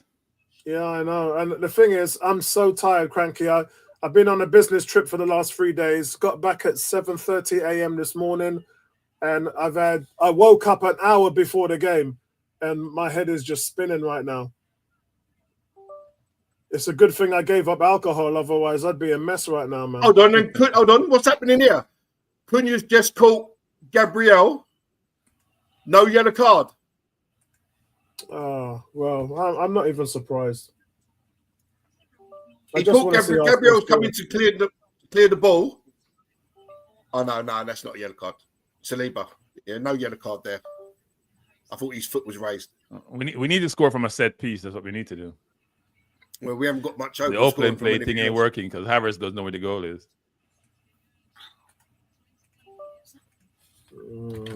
And Apollo cannot convince me that Havertz should be my center forward. I don't care how much that you said. Apollo showed me how he compared with Sesko. That a long time ago. He's the only striker at Arsenal Football Club right now. No, I understand that. You all wanted to get rid of Eddie Nketiah so badly. Now we're left with just one striker. No, we didn't get rid of Nketiah. Your manager did. Your manager got rid of him. He thought he had enough cover. I'd throw that Nathan Butler and the Deji on. Something different, man. Yeah. Eddie can't get into Crystal Palace team. I'm not sure he can get into Arsenal team. Well, he's not. Him and Nelson's not even fit. And they we haven't can't- been and for we a while can't- now. Nelson's injured, isn't he? Hamstring. No, he wasn't getting it before he was unfit. Nelson's been unfit for a little while. Our corners have not been good today either. Rice wasn't good on his first one. Trossard just pouring his. Yeah, we haven't had many corners though, Cranky. This And- is the and second listen- one. Man. Listen, I can't show any disrespect to Mateta. Mateta is the real deal, man. I can't disrespect. No, he's a good player. He's a my good boy player. like that. Yeah. We didn't even send Saliba or Calafiori up for that corner. Yeah, it's because they don't. Well, wanna we get only have beaten on 10, the right? corner. So you gotta be Yeah. very careful. Oh! Near misses ain't gonna Gabriel help us, gets round bro. the back of the far post, but he hooks it back across goal. Yeah, but there was no one there, right? You're gonna hook it. Oh, wake Yeah. up, man.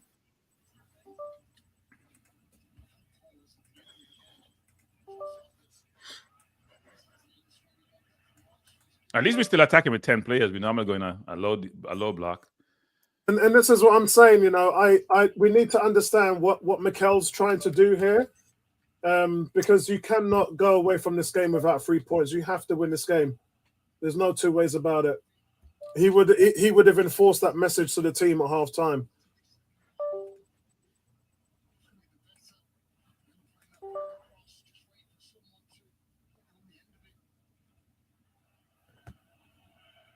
I mean, you know the worst thing is, guys, they're not even trying to hide it anymore. That's how bad it is. That they're not even trying to hide the bias anymore. It's blatant. Forest are right losing there in the 2-0. face. Who's that? Forest are losing 2-0 to Bournemouth. Shit, man. Bournemouth is a good team. A really, really good team. I saw them spank Newcastle. What, 4? They're a good team. Yeah. 4-1, yeah. 4-1 could have been even more. Could have been 6. You're right. Bournemouth up to 6th place. 2 Nah, points they're a ahead good of Man team. City. City Chelsea today is going to be a really good game. I think so too. Probably going to introduce some of the new players. Yeah. And still lose. I don't think they're going to lose today. Yeah, it'd be a good game. That Just Chelsea. play man, some new you can't defenders. Don't play the discount same that old Chelsea. defenders. Yeah. Oh Jesus! Is that a penalty? Penalty to Arsenal, please. Is that a penalty You're to ahead Arsenal? of me. You're ahead of me. Is this being reviewed? Last time I said this, they didn't give it. I don't think they're going to give this one either. Have you guys caught up yet, Gary? Timber is asking for it, but I'm just waiting for the Rice free kick. Yeah, Timber goes down. VAR. they're not going to get a penalty. They're not going to make a penalty. If they didn't give Martinelli his foul in the first half, they're not getting a penalty. They ran Yeah. over him though. Yeah. They ran over him, but they're not getting a penalty. Was it a penalty, Cranky? It's hard to tell. People just come to get in the box. When it's in the box, the standards are higher for giving a foul. It's been checked and cleared. Arsenal coming forward. He's all over him. He's oh my Good God. shot by Rice. He's all over him. Yeah, he's all over him. So are you two saying it was a penalty then? You could I have think given a that's- I penalty, think but we've I don't had think they two would good give it claims that for a kind of penalty. situation. Hold on, I'm just checking the replay now. Good shot Oh, by for Rice. Christ's sake. How can you two say that's not a penalty? Look at this, 2 players. It's all They're over his not, back. they're not I giving think it. They're not I giving think it. it was. In the box, they're not giving it. They're not giving the box. Okay, the You have word, to actually the hold the key person word and pull here them down. Even when you pull them down blatantly in the corner, they're not giving it. They're not. The They're key reluctant to do word it. is, did they impede him from... Yeah, Oh, they did, but I can't they're not I giving a can't penalty. even do this, man. I can't even. This is unbelievable. Trossard, don't kick the ball with your left foot because you don't have one to kick the ball over there like that.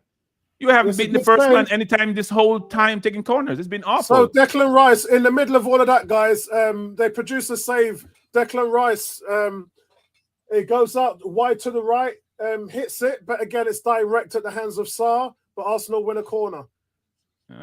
Guys, this is how you want it to come out in the second half. This is how you can see you hit it right at him. Declan Rice, that's just a midfielder strike there. The striker knows it's got to be low and hard into the corner in order to make the goal. So why can't California take the corner? Your left foot is not working. Make somebody with the left foot if you want to swing it in, or Rice take it and swing it out. Oh, your Connor's not beating the first man. There's one chance we're going to score today. Yeah. I've got Yeah, to but check the Trossard can team swing it sheet out with again. his right foot. No, well, you can, but they want to swing it in, right? So if it's going to be swung in, then use Rice to do it because he's 3-0 Bournemouth. Wow. Justin I had Kluivert again. I had that as a draw game. Wow. Okay, let me check the bench. Bench. The bench don't have much on it. Sterling's I the only haven't attacking seen bench, it. and he's out of form. Gary did the team sheet, so I'm just checking the bench now. Tierney's on the bench. Kiwior. Yeah, Neto, Jorginho, the Sterling. 16-year-old keeper, Porter. Yeah. 2 goalkeepers. Yeah, Sterling was the only, and that you got Nathan Butler at the Digi, or the Deji, however you pronounce it. And when you have 10 players, he's going to be reluctant to put any forwards on. People always get behind Calafiori for some reason. He's too aggressive as a defender. But isn't that what we want, though? No, aggressive. Be aggressive with caution, with an abundance of caution. Don't just run up and somebody go over your head and you're struggling to get back. Yeah, Gabriel was like that for 2 years, though, wasn't he? And he took that rashness out of his game. That's good coaching there. Butler, Sterling, Jorginho, Zinchenko, Tierney, Kiwior, and Porter and Neto. I mean, outside of, you just got Sterling and Zinchenko, haven't you? I think Bournemouth is showing that coaching matters, actually.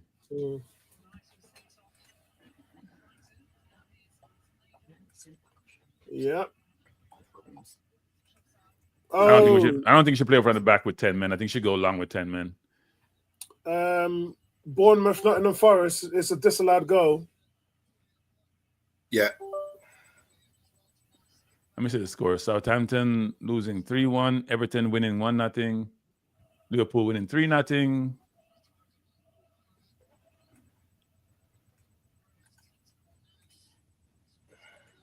Bertram, who's the hottest striker in the league right now? That's not a foul. You're kidding Isak. me. Oh, my God. You've got to be kidding. How did they give a foul against Timber there? He didn't do a single thing.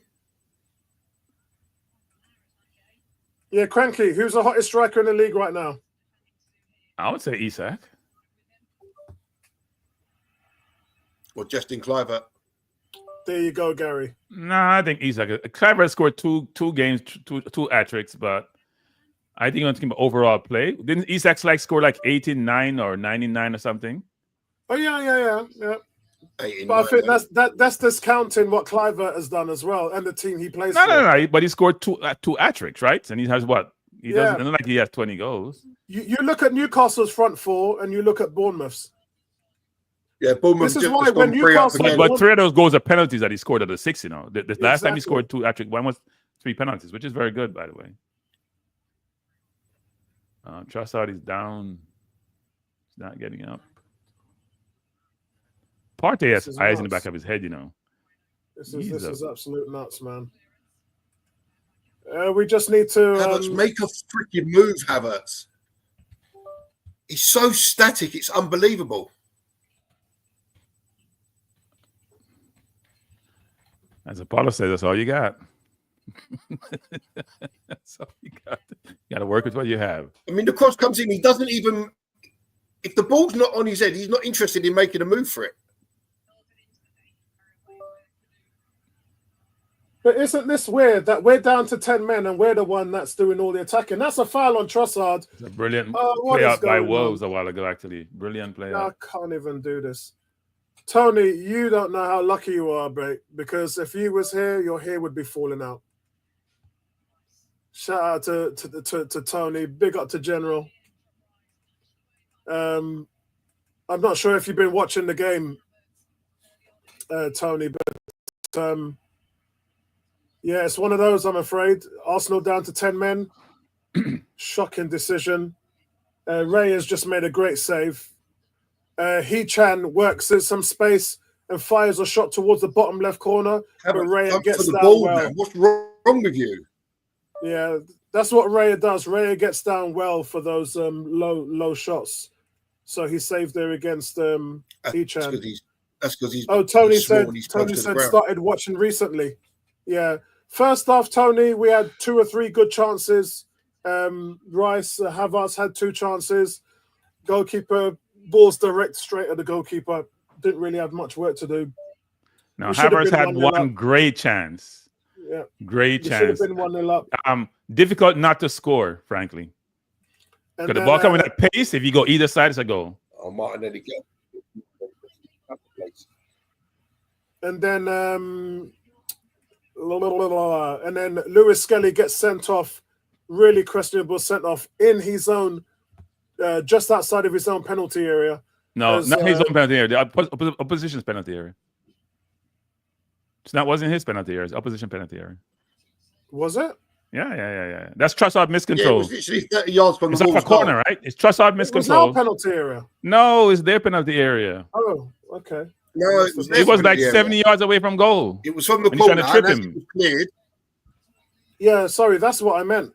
It was sent off because Wolves were on the counter. Yeah, that's right. Yeah. Wolves were on the counter. Yeah, VAR decision was serious foul play, meaning like a studs up challenge, which it wasn't.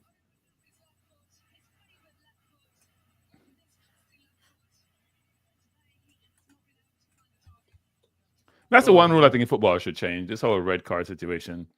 Disqualify the player, but you can't tell me if I get the red card in the first minute of the game, I play the entire game without 11 people. That's stupid. I don't know which other sport.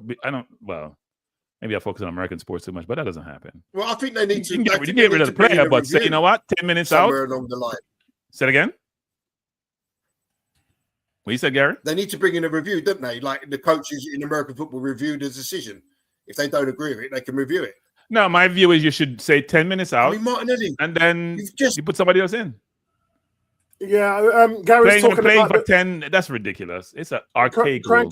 Cranky Gary's talking about the red flag, the challenge. No, flag. I know. He's talking about the challenge flag. Yeah, but I'm saying something different, which is put somebody in after 10 minutes. Like you're going to penalty box in hockey or in basketball, you get disqualified. Somebody else coming for you. Unfortunately, FIFA, this is run like a mafia, like authoritarian. Missed another chance. That's Havertz missed another sitter. Not a sitter missed by Havertz. That's a sitter. Yeah, right. Those goals are hard to miss. Good delivery by Declan Rice there. And he wasn't offside either. This is a sitter, people. Yeah, trust me, sitter. It's in the middle of the goal, walk across, sitter, heads it over the bar, sitter. 3 headers he's got today. He should have scored all 3. It makes you get in position and you can't score.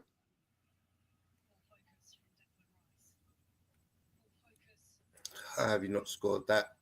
Just Wolves get it on coming target. forward. That's all you got to do. Yeah.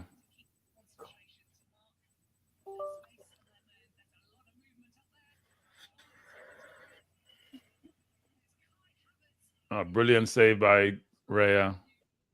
Shot by Cunha.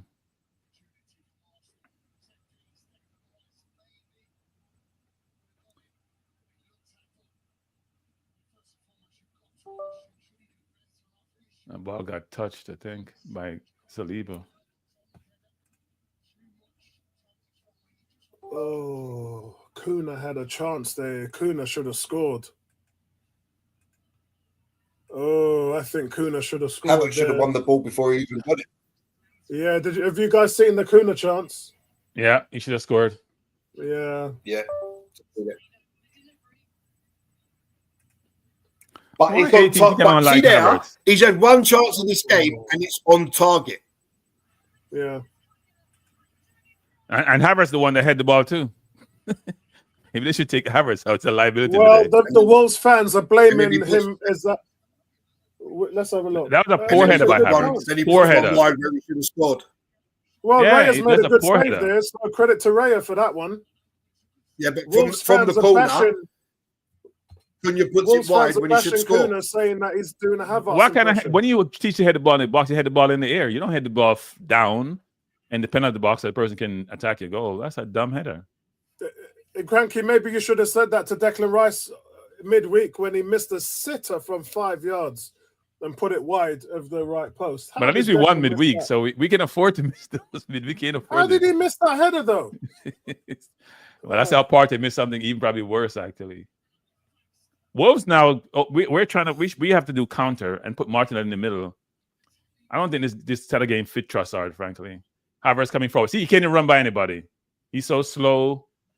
Had the ball in a position, try to run by 2 defenders. He can't do that. It's not what he does. And then Martinelli dribbling like a chicken without a head. We've got nearly half an hour. Martinelli's having an awful game. This is one of the games where we can play for 2 weeks and not score. Yeah, I know. It's not just scoring. We're losing the ball for no reason. In good position, not really being pressured, and we just turn the ball over. Your first touch was like a fuck. Ooh. Today's not First Martinelli's touch was day. Shocking.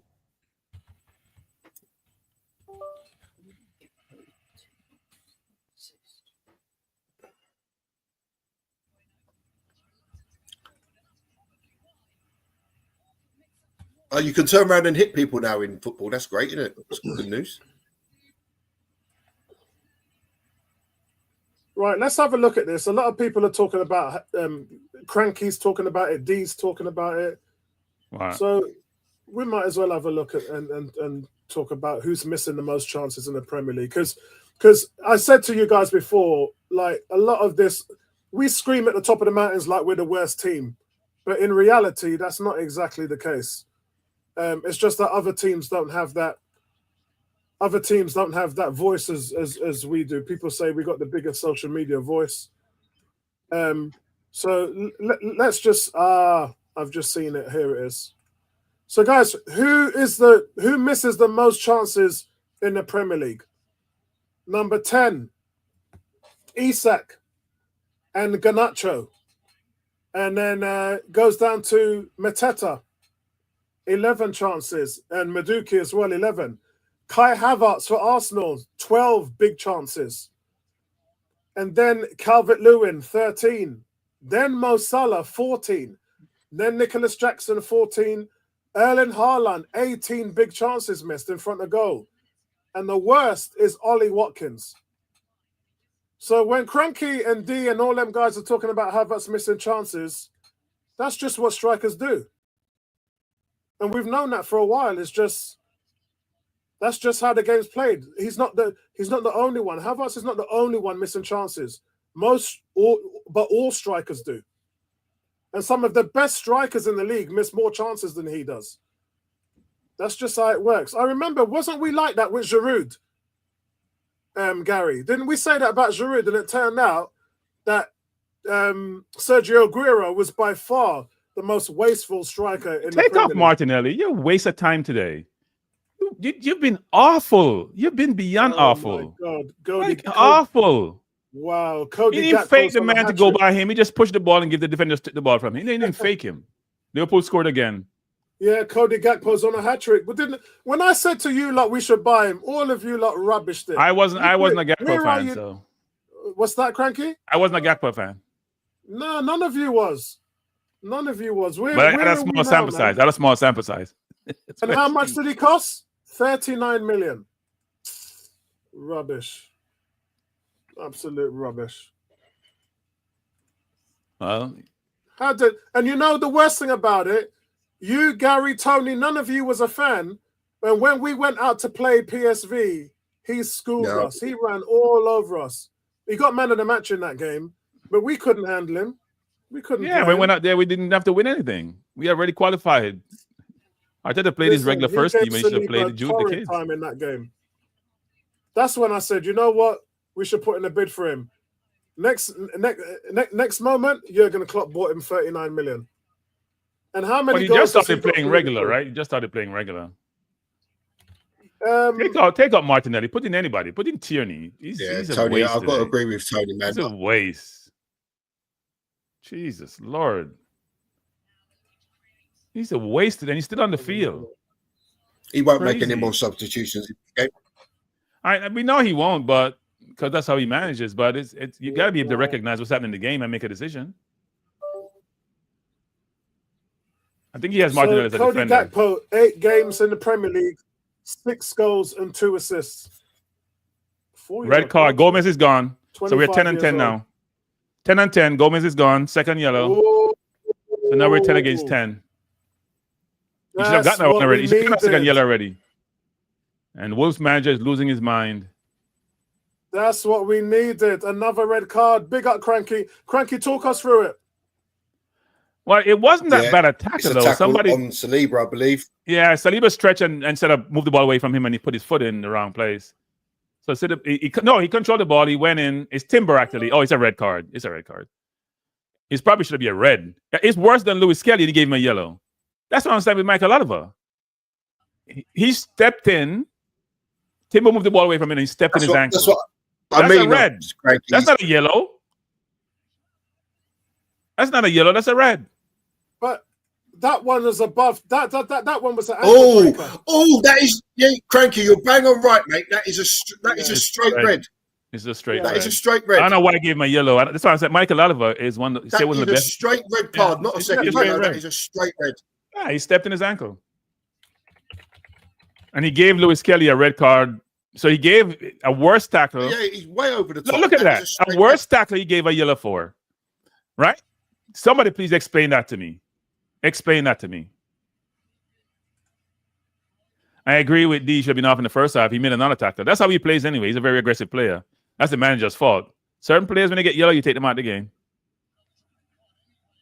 Especially playing against a better team, you got to take them out of the game. And Wolves manager losing his mind. Oh. It's not identical. What's identical? Nothing's identical. What are you talking about, commentator? It's not identical. Lewis Kelly was trying to trip the man. He stepped in the ankle. There's a difference. There's the force that you. Blatant red card. It is a red card. I don't know why Martinelli's still on the field. Seriously. So even if you play with 9, be better. VAR have confirmed that it should have only been a second yellow. But VAR doesn't have any sense. Why we credit VAR? What nonsense? VAR ain't got no sense. VAR just there to support the referee. Oh, we're 9 against 9. Or 10 against 10. 9 in the outfield. Awful cross by Rice. You know you ain't got no left foot, Rice. Put in your right foot and cross it. Wow. Here we go. So everyone confirming the rules, red card. That's a clear red card. It's not even debatable. Yeah, now they're saying he'll only get 1 match ban. Because Michael Oliver doesn't know what he's doing. He doesn't know what he's doing, no. Doesn't know what he's doing. Cam says, Martinelli and Havertz, what a duo. I prefer Eddie and Nketiah. Yeah, but scores that's the thing. goals, works hard, improves hold-up VAR play. have come out and said Michael Oliver was right just to give a yellow card for that. Are you kidding? It's VAR doesn't know what he's talking about. VAR is a joke. Arsenal can go and win this now. You got 20 minutes to go and win this game. Come on, let's get this done, lads. Let's go. It's 10 Cam against says 10. Eucharist doesn't fit our side. The guy would have booked 5 chances today. Doesn't really say much, even though half are decent. Let me check with Eucharist. Eucharist miss chances. Well, Salah has about 40 goal contributions this year or something close to that. He can miss any more chances he wants to miss. His goal contributions are outrageous. Yeah, okay, I've got it here. Eucharist is missed also 18 chances. So that puts him up at the same place as Haaland. How many goals has he scored? We got to be very careful. What's a percentage miss? Don't use total miss, because the problem you have with that is, right? But then some guys shoot more than others. That's the reason why we want. Yeah, but I'm just saying, if Salah has almost like 40 goal contributions, you got to be careful with the number of missed. That means getting much more opportunities. Kuna's has got the 3rd most shots in the Premier League behind Haaland. No! Wow. Califiori! Wow. Ball came from Martinelli, headed down. Califiori guided left foot shot in the far corner. 1-0 to the Arsenal. Wow. 1-0 to the Arsenal. Good goal, Califiori. Well directed. Still Havertz how to guide the ball and go. Talk to me, Cranky. Talk to me. Well, it's almost innocuous. Ball came from the Martinelli on his left foot. That's it. Brilliant. Cut So inside. Martinelli Cross to the far man post. on the Headed down by Semenyo and Calafiori, far it's a post. left foot cross. It's headed down and Calafiori heads the ball into the net. It wasn't even like a shot, Frankie, was it? He passed it into the net. He just guided it. He went far post, and Havertz almost touched it. And he may have been in an offside position too. Let's see what says about this. That's brilliant. He played at it, Was Havertz offside? Let me see if they gave the goal. Havertz was just onside, I think.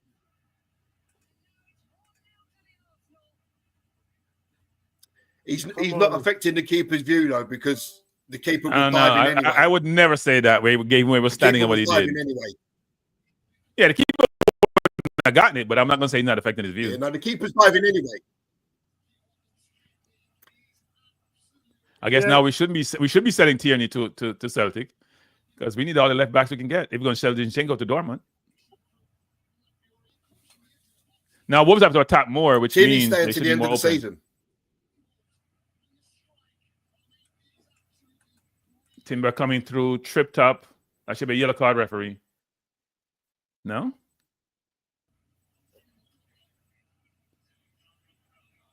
Come on, we need this, man. Come on. I like the finish, man, where he puts it right in the corner where the goalie can't get it. That's his second goal of the season. Yeah.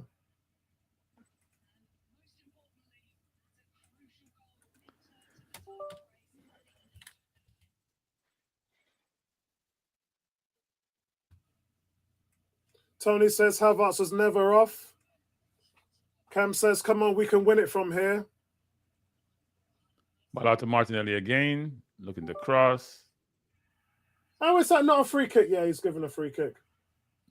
But the thing is, Cranky and Gary, we were playing well with 10 men anyway. We looked like we were going to score. We were creating a lot of chances. It was just a matter of time.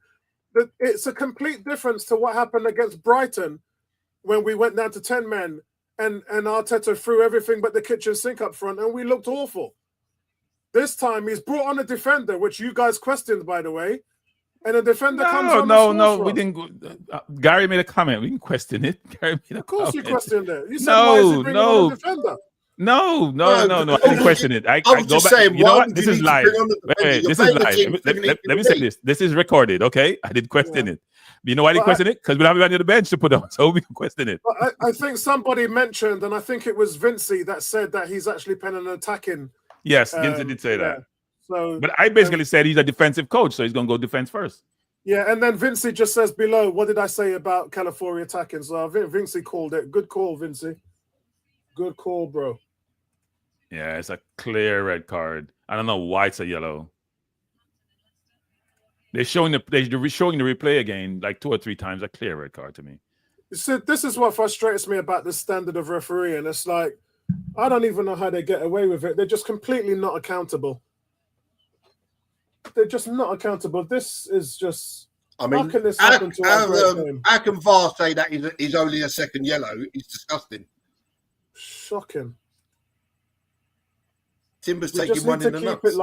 We just need to keep it like this now. With Forest losing today, that gives us a nice little gap. Chelsea and City, we can hope for a draw today, and then we just continue to chase down Liverpool. Let me see.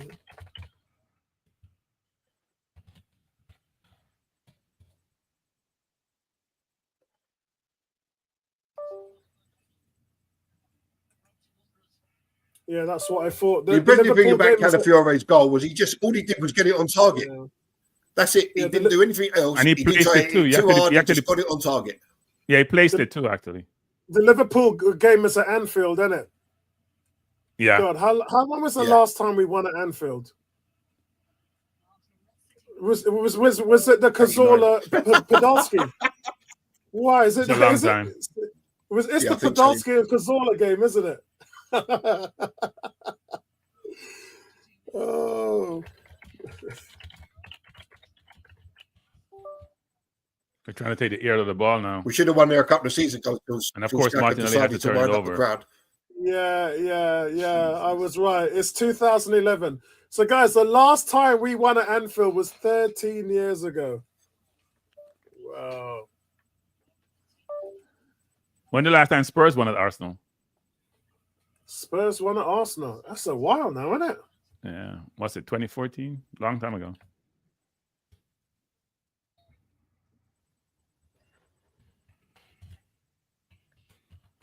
Wolves attacking on the left. The last time, oh my word, what? That can't be right. Right. 2000, it was Yunus Kabul, 2010? wasn't it, who scored the goal?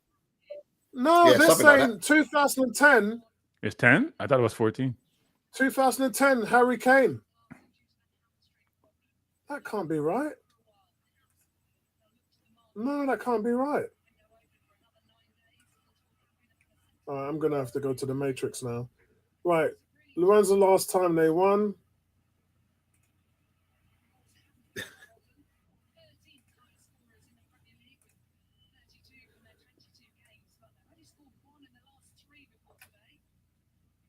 There we go.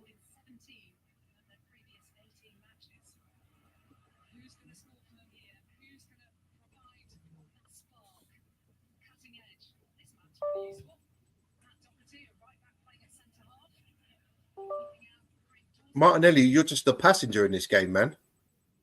He had an assist. Well, pre-assist. The defender headed out.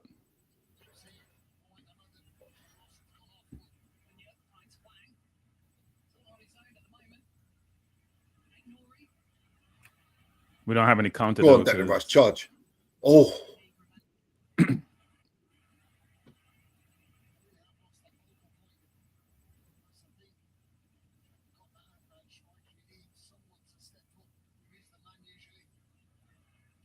Oh, brilliant tackle by Partey, but he came away from Big it. 15 minutes coming up. Oh, no. When Spurs beat us in 2018, that was in the League Cup, mate. Oh, okay. So I think that is correct. Oh, my word. Yeah, I think... Yeah, it's correct. 2010 was the last time that Spurs won at Arsenal. You mean the league, you mean? Yeah, in the league, yeah. Gareth Bale, Van der Vaart, and Campbell. 14 Yeah, I years. knew Kabul got the winner. It was a header. Which was the one when they did the Rabona? That wasn't too far, was it? That was Eric Lamela. Yeah, Southampton's back in the game. It's 3-2 to Newcastle. Southampton just scored. That was COVID, wasn't it? Yeah, it was. Yeah, that's right. Remember that. Yeah. I don't think he's onside. I think he's offside though. I think for that goal he's offside against Newcastle. He looks offside in it. Well, no, he's offside. He's offside.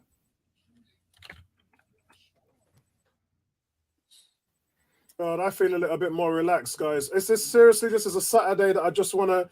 I'm gonna. As soon as I finish with you guys, I'm gonna take a shower. Then I'm gonna go out and get some a Turkish meze for the family. Then I just want to sit down and chill out, watch a nice movie tonight. Bournemouth 4-0. Bournemouth are smacking Forest 4-0. What the hell's going on? Yeah, they just scored again. Team. That's 8 goals in 2 weeks, isn't it? Yeah. He's got him playing really good stuff, that Areola. What did you say, Gary? What's his name? I said Areola's the Bournemouth manager? Yeah, we normally Areola, we normally don't do sexual content on the channel, mate. Hold up. Cunha's gotten away.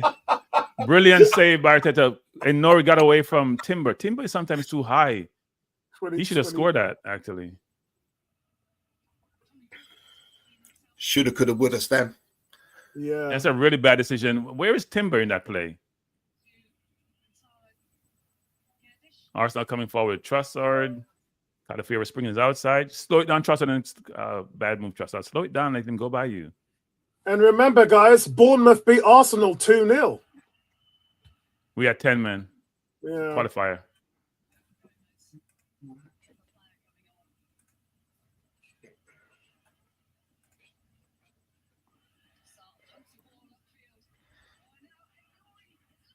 Oh, it's a good save by. I tell you, Reyes made a couple of good saves. I think he's made 2 good saves today. Yeah, but how come he's that wide open? Where is Timber? He can't be that wide open. Timber was coming up the pitch. Yeah, but somebody got to go with him. Is either Timber or Martinelli's mark? One of the two. Because Saliba can't get over that far. I didn't even realise Martinelli was still on the pitch. Yeah. D says Arteta is an amateur, and we know he doesn't like. He hates Arteta, everybody, and so does Cranky. They don't like the manager. Don't spend for a narrative. I don't hate Arteta. I think he's a very good training manager. I don't hate him. All right, I take that back. D says bring on Sterling. Shout out to family there. Stick him up top. Got no He's other. not going to options. play Sterling. No, I actually agree with that. That's a good call. That's a good. He's call. not bringing on Sterling. He's not going to take off Martinelli because of the defense. Martinelli's a defender. And giving the ball away a lot. Partey coming forward and make a horrible pass to Trossard, to Havertz, who doesn't know how to run off the ball to get into space up top. Bad pass, bad Partey. He should carry the ball more and let the defender make a decision. Kuna's got another chance. That's not a chance. He's a comfortable pass to Raya. Did you hear how calm Cranky was? It's a pass to Raya. He passed it to Raya. Did you hear me losing? Cunha doesn't want to score against us. Yeah, why is he shooting? He doesn't want to move, does he, Gary? Why are you shooting, Cunha? He benched them last week. They're not even on talking terms. That's fair, but it's a lame shot, man. He doesn't want to score against us. He wants to move. He'll be gone in the next few days, bro. He ain't going to score. He'll be gone in the next week. That's a poor pass by Partey to have us. That was a poor pass by Partey. Partey should have carried it some more, actually. He shouldn't have tried to pass it. He's making a change. Tierney's coming on. Yeah, he's going to go more defense. Yeah, Martinelli's coming off. Tierney's coming on. No, Gary was wrong. That was Timber's fault. He got behind Timber. That should not have happened. He got behind Timber. Timber fell asleep. Who? The chance Enori had? Timber fell asleep. Oh, by the way, guys, Timber was coming upfield and it was a long ball. No, he was standing. No, go back and watch. He was standing. No. He fell asleep. I just saw the replay. He fell asleep. By the way, guys, I got some news on Timber. Zoe told me Timber's only 75% fit.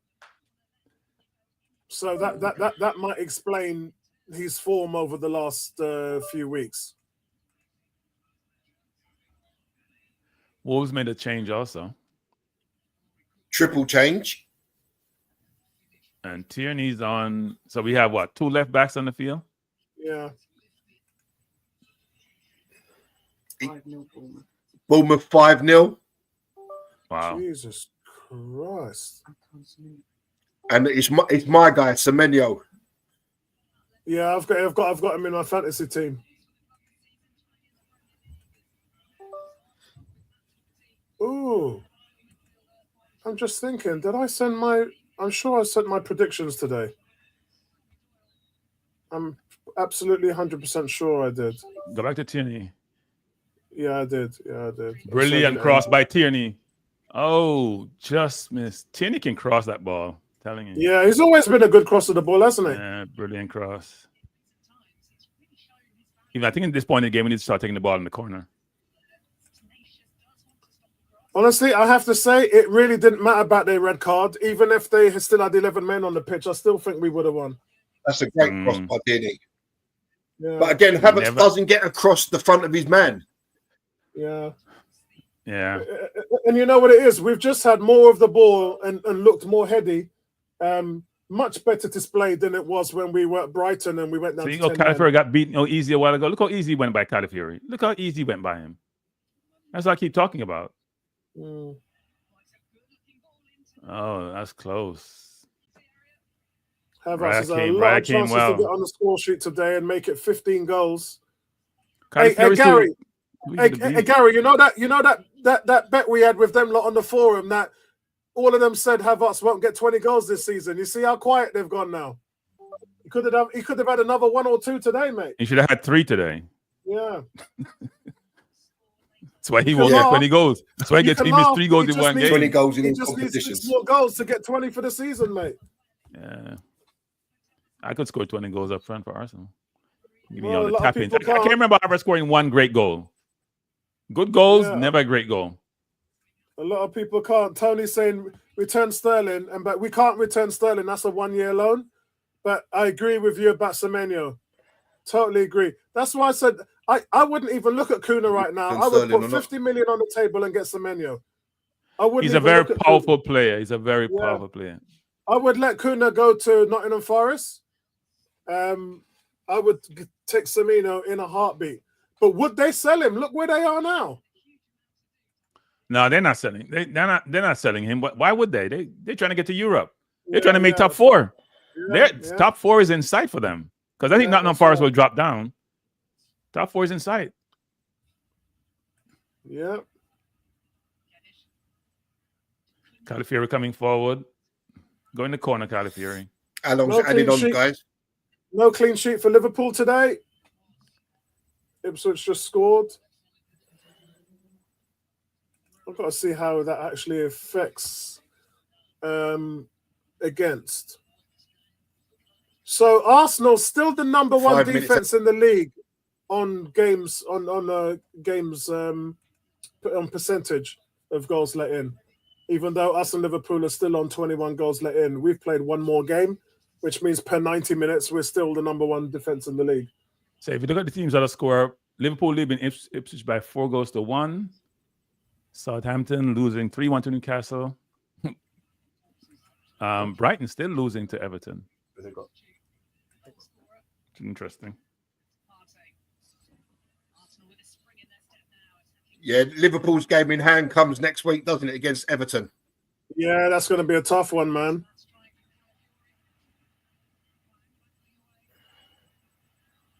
Come on, Arsenal, get organized defensively. And then Bournemouth. Mark man. So Liverpool-Bournemouth is going to be an interesting one. Have we created any chance on the ground today? I know Havertz has like 3 headers. We created anything on the ground? So we haven't penetrated them on the ground, have we? Which is part of our problem. Well, yeah, because the headers all came from open play, didn't they? Yeah. But I'm just saying, we haven't created anything on the ground. Meaning you split the defense up, somebody go in and score, or yeah. But I mean, after the Ipswich game and Havertz scoring last week as well, he likes the ball in the air, Cranky. So it just really depends on the delivery. So if I was a winger, I would be putting the ball on his head, not on his feet. Well, that's 6-4. You should like the ball in the air, shouldn't he? Yeah, exactly.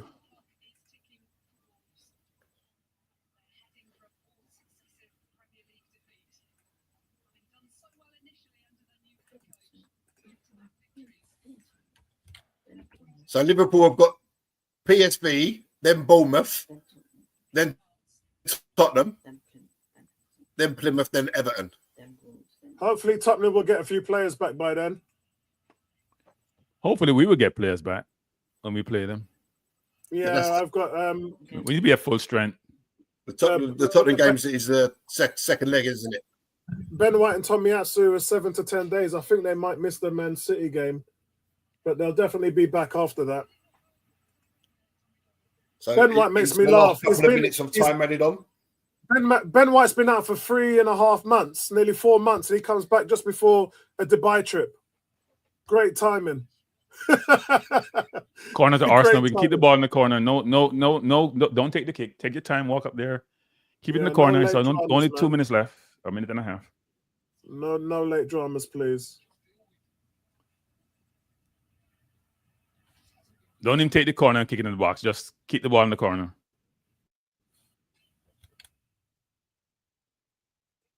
And we're moving. We're gonna get a yellow card now. We're moving, and he's gonna add more time. Do Havertz.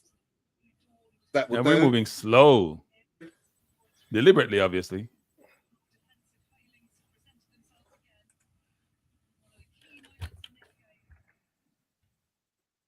Come on, Havertz, gotta do a better job. Kick the ball off him, Havertz, to get the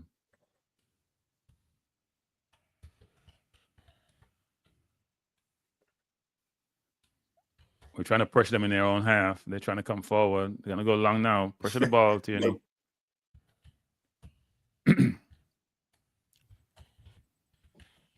Seconds remaining. Wolves did a good job of playing out.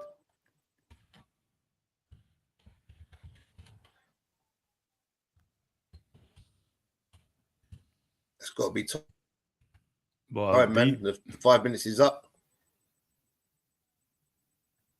Havertz is down. I don't know what's wrong with him.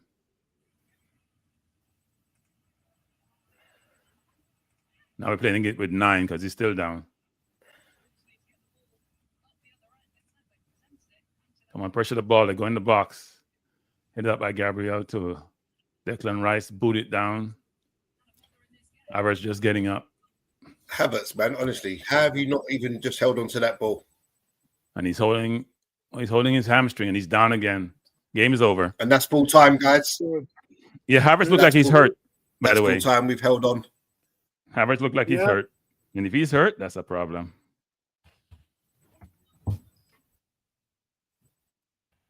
Yeah, I don't like the sound of that at all. Let's just check what's going on there. Liverpool won 4-1 easily. Huh? What's going on with Havertz? He looked like he was grabbing something. I was his hamstring or something. But they pulled away from him. Initially, they showed him, but then they pulled away from him. Right. Let's just change that. He got up and then he fell back down. So not sure what that's about. So here we go, guys. I don't see him on the field, actually. So it's full time. He was clutching his right, the back of his right thigh. Yeah. He was? Yeah. What are we doing, man? Man City next week. Right. Let me see. Can I do quick player ratings? I'm gonna leave you, Apollo and Gary. I gotta run. No problem. No problem. Good being here, guys. Have a great weekend. We can smile. We won, regardless of the 10 men. Lewis Kelly, we have lost for a while now, which is not good. But I think Tierney will help, especially with his crossing, if he does come in the game. Calafiori will play. I think Tierney should get more running, I think. I don't trust Calafiori defending. I think he's a wild card. No, I don't trust. He's too aggressive. And he gets beaten easily. You just fake left and go right, and he's gone. Yeah, too aggressive. He can be a bit over the top sometimes, trying to win the ball. He gets caught. Yeah, and he's physical. He has a good left foot, but his defending, his decision making, I don't know. But anyway. I made a point that Gabriel was like that when he came into the league and then settled down after understanding the Premier League. Do you think that that's probably what it is with Calafiori, that he just needs more time to settle in? Yeah, I'm sure they'll calm him down over time because he probably has much time. But he has to learn to know when to go and when not to go, right? Know when to jockey, when not to jockey. Because these players are good players, so I know your tendencies and you're going to exploit them. I'm just looking at Declan Rice. They're running into the Arsenal fans, and he's pinpointed a young fan actually who's just fallen over. He probably get man of the match today too, Declan Rice. Yeah. He's been on point. He's really played well. improved played well the last few weeks. weeks. He was playing like a Nelly at one point, but he's gotten better. Anyway, have a good weekend, guys. See you later. All right, bye. No problem, bro. Speak to you soon. Love to the family, man. Right, guys. That was just a win. I mean, how we had butterflies in our stomach. It was just absolute torture to the highest. I mean, it is a good win because, again, Gary, you're hurting. You're down to 10 men. You're suffering with injuries. Your back's against the wall. You haven't got any help in. And sometimes a new player can give you that vigor and that energy around the whole team to just push up and get you over the... And we haven't had none of that. And so we're alien with all these different things happening. Distortion is impacting us left, right, and centre. You're going away from home, which is never easy in the Premier League. And then you go down to 10 men. So I think all of ours, big shout out to Vincey. Vincey was always holding up the esteem and the gusto to say we can do it, we can do it, we can do it. And then slowly but surely, they came out in the second half. They looked the better team, one man short, and we were still overpowering them. Trossard, I think Trossard's had an excellent game today. I'm definitely going to give him a 7.5 or an 8. He looked really heady. Really, really good display from him. We talked about Declan Rice as well. And overall, it's just been the display you wanted. We came into this, didn't we, Gary, and said, I don't care about the performance. You know, we're like Long John Silver with a wooden leg these days because we're so injury hurt at the moment. And so we just want to get over the line. And that's what we've done today. What's your thoughts today? I thought in the first half we played quite well, and you know we should have been maybe 1 or 2 up before the Lewis Skelly incident. I think Lewis Skelly can consider himself very, very unlucky to get sent off for what happened. I've never seen a red card given for an incident like that in my life. Then the game advantage was with Wolves, but we defended well. And then they have a player given a second yellow for something that was nowhere near was a million times worse than what Lewis Skelly done. So I just don't understand, and I don't understand how VAR can agree with the second yellow. It's just literally unbelievable. But we dug in well. I don't think we was ever in danger. Raya made 2 decent saves that you probably expect him to make. And Calafiore pops up with a strike to win the game. So the 3 points is ours. And at the end of the day, that's what you want from the game. It doesn't matter how you get there. Sometimes it's all about getting there. All right, guys, I'm just finishing off my player ratings, and so please bear with me, Gary, if you keep them company a little bit longer, and then I'll be able to finish it. So what's your thoughts on what's your thoughts on Wolves' yellow card as well? Yeah, well, I say all day long that should be a straight red. It's how I don't understand how VAR can agree with Michael Oliver and not send him to the screen to say, look at this tackle. That tackle could have broken an ankle. Lewis Skelly might have grazed a shin pad. It just beggars belief. It really does. So I think there needs to be better checks done in football, and these managers need to have like a challenge, because what we've seen today is just beyond belief. You know, the sending off of one player for literally tripping someone, and then someone gets a yellow card when that attempt could have broken someone's ankle. So I just don't understand it at all. You know, and the more you look at it, the more that you think that there is a vendetta against an Arsenal or someone wearing an Arsenal shirt. So shout out to everybody in the chat. Big up everybody. I will get to your figures after the player ratings. But here we go. My man of the match is going to be David Raya. I thought that he started the game really quietly, but as the game went on and we went down to 10 men and the flurries came off, especially the Kuna save, he produced a couple of excellent saves. Good performance from him, team sheet, and it's just what we needed. That Kuna one was bending outwards into the mid-right post, and he gets a hand to it full stretch. As Gary would say, Gary likes to use the word stretch and Raya in the same context. And he gets us over the line. So I'm going to give my man of the match to Dave Raya. He gets an 8. Urian Timber, he gets a 6. I thought he was a little bit off it. He had a couple of good blocks when Wolves threatened early. And I think he probably, questionably, could have been awarded a penalty. When it was Matt Doherty just ploughed behind him in the penalty area, impeding him from what could have been a shot. And I think that should have been a penalty to Arsenal. I'm not sure what Gary thinks about that. But I think we could have had 2 penalties today. Yeah, 2 really good shots. And guys, let's put it this way: if that was a red shirt that had fallen on an orange shirt in the box, Michael Oliver would have given a penalty. I have no 2 ways. I do not doubt that whatsoever. I totally agree. If that was an orange shirt going down in the box like that, being impeded, that would have been a penalty, no doubt about it. Both the centre backs, I'm going to give a 7. I thought they were both solid. Saliba, he had a little bit of an escape when Pablo fired over the bar, and he got caught out of position there. But he held his own, especially against Hechan when he cut inside him on the right and he angled him off and blocked his shot there. I thought he done really well there. With Gabriel, again, very untroubled, stood tall, and he had 4 clearances, I think, today. So again, another solid performance. Lewis Skelly, normally when a player gets a red card, I give them a 3 or 4, sometimes a 2.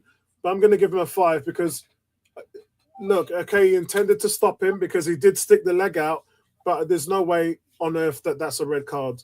Not a chance. Awful referee decision, and that red card should be receded, and we should be able to hopefully see him play next week against Man City. But yeah, that's up to Arsenal now to go and chase that. But I'm going to give him a 5. Thomas Partey, not his best day. He's had a solid season, but 6.5 out of him. I thought he was dominating the majority of the ball, but we didn't see the penetrating passing from him. That's the only thing that was missing. But everything else, in terms of spotting tackles out and cutting out attacks in the midfield, he did his job. Declan Rice, though, just surging runs into the box. I love the fact that this guy picks up the ball and he'll run at defenses, and we miss that. We don't have a lot of that. Partey and Jorginho won't do that. As good as Partey's passing is, he won't run at defenses with the box, and Jorginho wouldn't do it anyway. But when you're looking for those penetrative runs coming from the midfield, that's his forte. Picks up the ball, he likes to go forward, and he's been doing that. He's on good form at the moment. So Declan Rice gets a 7. And Wanyeri, I made a point about this 3 or 4 times in the game. When Odegaard comes out of the team, you're looking for a number 10 to take control and influence the game. He did none of that. He did absolutely none of that. If you told, and I know he plays well as a number 10 because we've seen him in the academy do it. But if you told me that number 10 was his position, I wouldn't believe you. He looks much more dangerous as out wide as a 7 than he does, or better as maybe a 5 in the midfield in a double pivot. But he just looks better going forward. He really does. We had this with Oxlade-Chamberlain. Remember, Gary, when he played as a 5 in the midfield in the academy, and when he came into the first team, looked better out wide, and we never saw him as a midfielder. And then Liverpool bought him, put him in the middle of the park. Did nothing for them there. Yeah, I think he flattered to deceive Oxlade-Chamberlain. He was touted as a really good prospect, but he never really showed anything. And he suffered with injuries, didn't he? Yeah, all the no time. Product So as well. he never really got decent run of games. So not a good game for Wanyeri today. It couldn't get on the ball, couldn't find the spaces to get on the ball, and didn't create anything. And that's not what you want from a number 10. So look, kudos to Arteta. You gave him a chance, you tried it, but it didn't work. So I doubt if we'll see him there in regards to what Odegaard has gone through, whether it's rest or anything else. And this was the game that you could have done it. A year ago, people used to say, Arteta, why didn't you give him a game there? You're playing against the bottom of the league club. They're not going to hurt you. Put him in. And Arteta didn't do that. This season, you're seeing Arteta do that. That's the one thing we can't say, he's not playing the young players, because he is. He's playing the young players. He's giving them a chance. This was 90 minutes that Wanyeri's got against a team that wasn't going to trouble you, but unfortunately, he didn't have the impact that we were hoping for. Havertz today, how does he miss he missed a ton of chances, just couldn't find the target, firing blanks all day, and he's just simply got to do better with his finishing. And Remember, he's only 24 years old. But how does a player develop this far? He's still got 14 goals. He will get 20 because he's that kind of player. But if he was clinical, he'd have 30 goals this season. And that's the difference, isn't it? That's the difference with having someone who's a Yokores or Nottingham or maybe a Sesko in comparison to what we've got now. So don't knock it, guys, because he's done well. He's got 14 goals, 5 assists this season. So he is scoring goals. But the way we play and the amount of chances we create, you should be scoring more. And that's adding that balanced view to it, isn't it? You know, he could do much better than what he's doing. So I'm giving him a 4 today. I don't think he had a good game at all. Martinelli. No, Trossard. Let's go to Trossard. Really, really good game from Trossard today. Swung in some inch-perfect deliveries and teed up Havertz. Could have had 2 or 3 assists on another day, Trossard. And he influenced the game. That's what you like to see. Sometimes when he plays on there and you guys say he's done nothing today, this isn't one of those days. He had a good game. He influenced the game, created a lot of chances, and should have had a couple of assists. So good game by Trossard today. Martinelli, I'm going to give a 6. Looked lively as well, but didn't really come off with any end product. Just struggled to provide any kind of goal threat at all today, which is a shame because, he's in the last 3 games, he's come up with a couple of key goals, hasn't he? But it just didn't happen today. He was just a non-factor today. I'm giving out Arteta a 7. It was always something when he came out in the second half, Gary. We were saying, is he going to go defensive? Is he going to go attacking? And then they came out and they really took the game by the scruff of the neck and looked the more threatening team, even before Wolves went down to 10 men. So Arteta set his team up today, went for it, and got the result he needed. Another clean sheet away from home and 3 points today. So shout out to the manager as well. Gary, you've got the conch. Yeah, so David Raya, I'm going to give him an 8. I agree with you. And he gets the man of the match just purely on the fact that if he doesn't make them 2 saves, we're 2-0 down while they still had 11 men and we probably don't go on to win the game. So I don't think they were spectacular saves that you'd expect him to make, but expecting and actually making them is 2 completely different things. So well done to him today. I thought he was excellent. His distribution was pretty good. During Timber, I'm going to give him a 7. I thought During Timber was okay today. He got forward, a couple of nice little runs, defended really well, was involved in the sending off for their player, was very lucky to come out of that tackle still fully functioning. So I thought he was solid all round. Saliba and Gabriel, they didn't really have much to do, but what they did do, they done to great effect. Both solid in the game against Cunha, against He Wang Chang. So good games for them, 7 apiece for them. Lewis Skelly, I'm going to give him a 6 because before he got that ludicrous red card, I thought he was really good. His strength on the ball, he turns and he shields the ball so well and he dragged us forward a couple of times, and never in a month of Sundays is that a red card. And I hope that it gets overturned because he doesn't deserve to be banned for 3 games. Thomas Partey, I'm going to give a 7. I thought it was a normal Thomas Partey performance. He used the ball well. He breaks up stuff. He gets in tackles with those long legs. He just played the normal Thomas Partey game. What he needs is more movement in front of him to play the balls through, and Arsenal don't really do that. But I thought he was okay today. Declan Rice, I'm going to give a 7.5. I thought there was a couple of barnstorming runs where he's carried us up the pitch.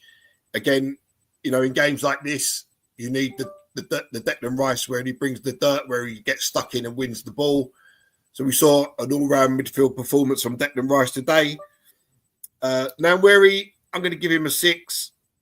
I thought most of the play in the first half was over on the left which is the opposite side to what he was playing on. When he did get the ball, there was a few nice turns and a few little runs. And I think it might be a case with Nwaneri where everyone's expecting a little bit too much from him so soon because he's the wonder kid and he's hyped up. There's a major difference between doing it in the under-21s and doing it in the Premier League. But he shows enough to say that he has got a very bright future ahead of him. Kai Havertz, I'm going to give Kai Havertz a 3. He had 3 really good chances in the first half, and he didn't score any. The one where the keeper saved, when you look at it from behind the goal, the header is basically straight at the keeper's leg, and it's easy for him to stick that leg out. There was another one where he headed it past the post, and I think he should have headed it back the way it came from. And then I think he's got a better chance of scoring. So, and also he looked very lackadaisical when he was trying to win possession. It didn't look like he was 100% there, do you know? So, mixed game for him. But again, with these chances, when they come along like that, you've got to take one of them. Trossard, I thought he was really good in the first half. Obviously played the full 90 odd, got back, defended, held the ball well, used the ball well. And again, he's coming out of this game when he should have had at least 1 assist. So 7.5 is a fair score for him. Martinelli, I'm going to give a 5. The only thing of note that he done in the game for me was providing the ball into the box that got nodded down for Calafiore to score. But again, he's another one that looked off the pace, not really, didn't use the ball well, kept losing it in silly situations, didn't look 100% committed out there. So, but that's Martinelli, I suppose. You know, one week he could look like a well-beater, and another week, next week he looks like he doesn't belong. Arteta, I suppose a 7 is a fair assessment today. I was a bit dubious of the substitution with Calafiore at half time. I didn't think we needed to bring on the defender, but he comes up with the winner. So I suppose you have to give Arteta his dues. And on to Man City next week, and hopefully Lewis Skelly can get that red card overturned, and maybe we can get 1 or 2 back, and then we go into the City game full of confidence. Excellent. So, guys, let's close out and see what you guys are saying. Nay is saying, I agree, Ray was her man of the match as well. It saved us with 2 big saves. Agreed. I think that's the consensus here. Sorry, Gary, who was your man of the match? Yeah, I'll give it to David Raya as well. Excellent. Tony saying Thomas Partey has trash ahead of him, no movement. Yeah, I mean, that doesn't help, does it? D saying Havertz, who was a squad player at Brest, may break down soon. Who steps in? Exactly. That's the reason why a couple of you lot have even said selling Nketiah was not a good move. It's not just even Nketiah as well, because you got 30 million for him. So the worst thing is the Nelson, because the Nelson and the Fabio Vieira were loans. So if you knew you were getting rid of Smith Rowe, Nketiah, Nelson, and Vieira, 4 players. Yeah, 4 attackers. 4 attackers. You only brought in Sterling, so that doesn't compute. It doesn't, like, you've only bought 1 player, and that you're not even playing that much, but you've let 2 go out on loan. I'm not worried about, the Nketiah and the Smith Rowe. You got 60 million, so good on you, and you strengthened. You got Moreno and you got Calafiore. So you got 2 good players. They're good players in my case, and they're players that you'll play. The thing about Smith Rowe is he just didn't play him, and Nelson, he just didn't play him, and even Eddie, when Eddie scored the hat-trick, it was in October. From October, for the rest of 70% of the season, he didn't start Eddie because that was criminal. That was criminal. Yeah, that was criminal. Though Jesus came back and he didn't get a look in. Yeah, he scored a hat-trick and then he never played again. He never started another game. So the difference here is at least he's playing Califury and Moreno. So we've moved that scale, haven't we? But back onto Nelson and Fabio Vieira. Nelson, fair enough, because you've never really rotated him with Saka. But Fabio Vieira, I've always been a fan of his, and he's looked good when you've played him. You just ain't played him enough. So he should have never been sent out on loan. That was the one where I draw the line. And so that's where I think you've made the where Arteta's made the mistake. And we don't even have Edu here to shore that up. Like, we're struggling at the moment because, you know, that's Edu's job to go out and get players. So that's where I think that he's made the mistake. Tony's saying Trossard, Martinelli and Havertz. I thought Trossard had a good game today. Says, imagine Tony Cruz. Tony Cruz's legs have gone, mate. But then it's up here where you make, you know, this up here. He smarts. He's definitely a heady player and he can put the balls in. Remember Dennis Bergkamp, when his legs had gone, Bergkamp was still hitting 30, 40-yard balls over into the paths and just quality. Bergkamp went from a striker, dropped back to that number 10, didn't he? And was just pure quality. Social says the boys grinded it out. Yeah, it was, and that's what it is. We leave today, guys, with a good 3 points, hard fought, battle hardened, because that's what we are right now. We have scars, guys, like Braveheart. We're hurting all over the place. And so to go up here, and this is why I said to Gary, I said twice, I said, Gary, I'm shocked we didn't lose more games in January. That's what I said to Gary, because we're really up against it. Yeah. But he's got to find a way to rest Havertz, because like Tony mentioned, they're playing too much football due to the injuries and the lack of cover. Yeah, but something's got to give, because one thing we can't afford now is more injuries. Yeah, I believe in the game when we beat Spurs, Havertz was rested and Sterling started. So he rested him then. But it's hard because it's hard, Gary, because you're playing every 3 or 4 days. So is a rest really like Odegaard's rested today, right? You've got to go full tilt again, mate. You've got to go full tilt again. But you've got this young kid on the bench, this Nathan Butler Odedeji. Give him 10 minutes. Give the guy a rest. Agreed. When you're in that game there, if you bring on this young 21-year-old kid, he's full of enthusiasm, right? You can knock the ball long and let him go and chase it. Yeah, drag them down into the corners near their own corner flag. Let him chase it, win throws, win corners, hold the ball up. And, Havertz is not going to give us that. Havertz didn't look like he could run any more out there. Yeah, and then part of that is tiredness. Exactly. But so towards the end, he's knackered. Has he picked up a little hamstring because he was clutching his the back of his right thigh, and just as the whistle blew, he fell to the floor. So we don't know if Havertz has picked up an injury, but it's all due to overplay, where the squad has been left so short. But you've got to find a way to. If I'm streaming the Redskins game, bro, if you've ever seen me, like when I watch Arsenal, you see me, and I go through the game, and we do the commentary, and I do all the comments. You've never seen me watch an Arsenal game. I am an absolute nightmare. I would, if you sat next to me, I would give you a black eye. I cannot keep still. I'm standing for half the game, because I'm a passionate NFL. Like Redskins is my life, man. Like Arsenal's my life. I love Arsenal. But before I became a season ticket holder, I used to spend all my money going to watch them play at Thanksgiving for 2 games every year.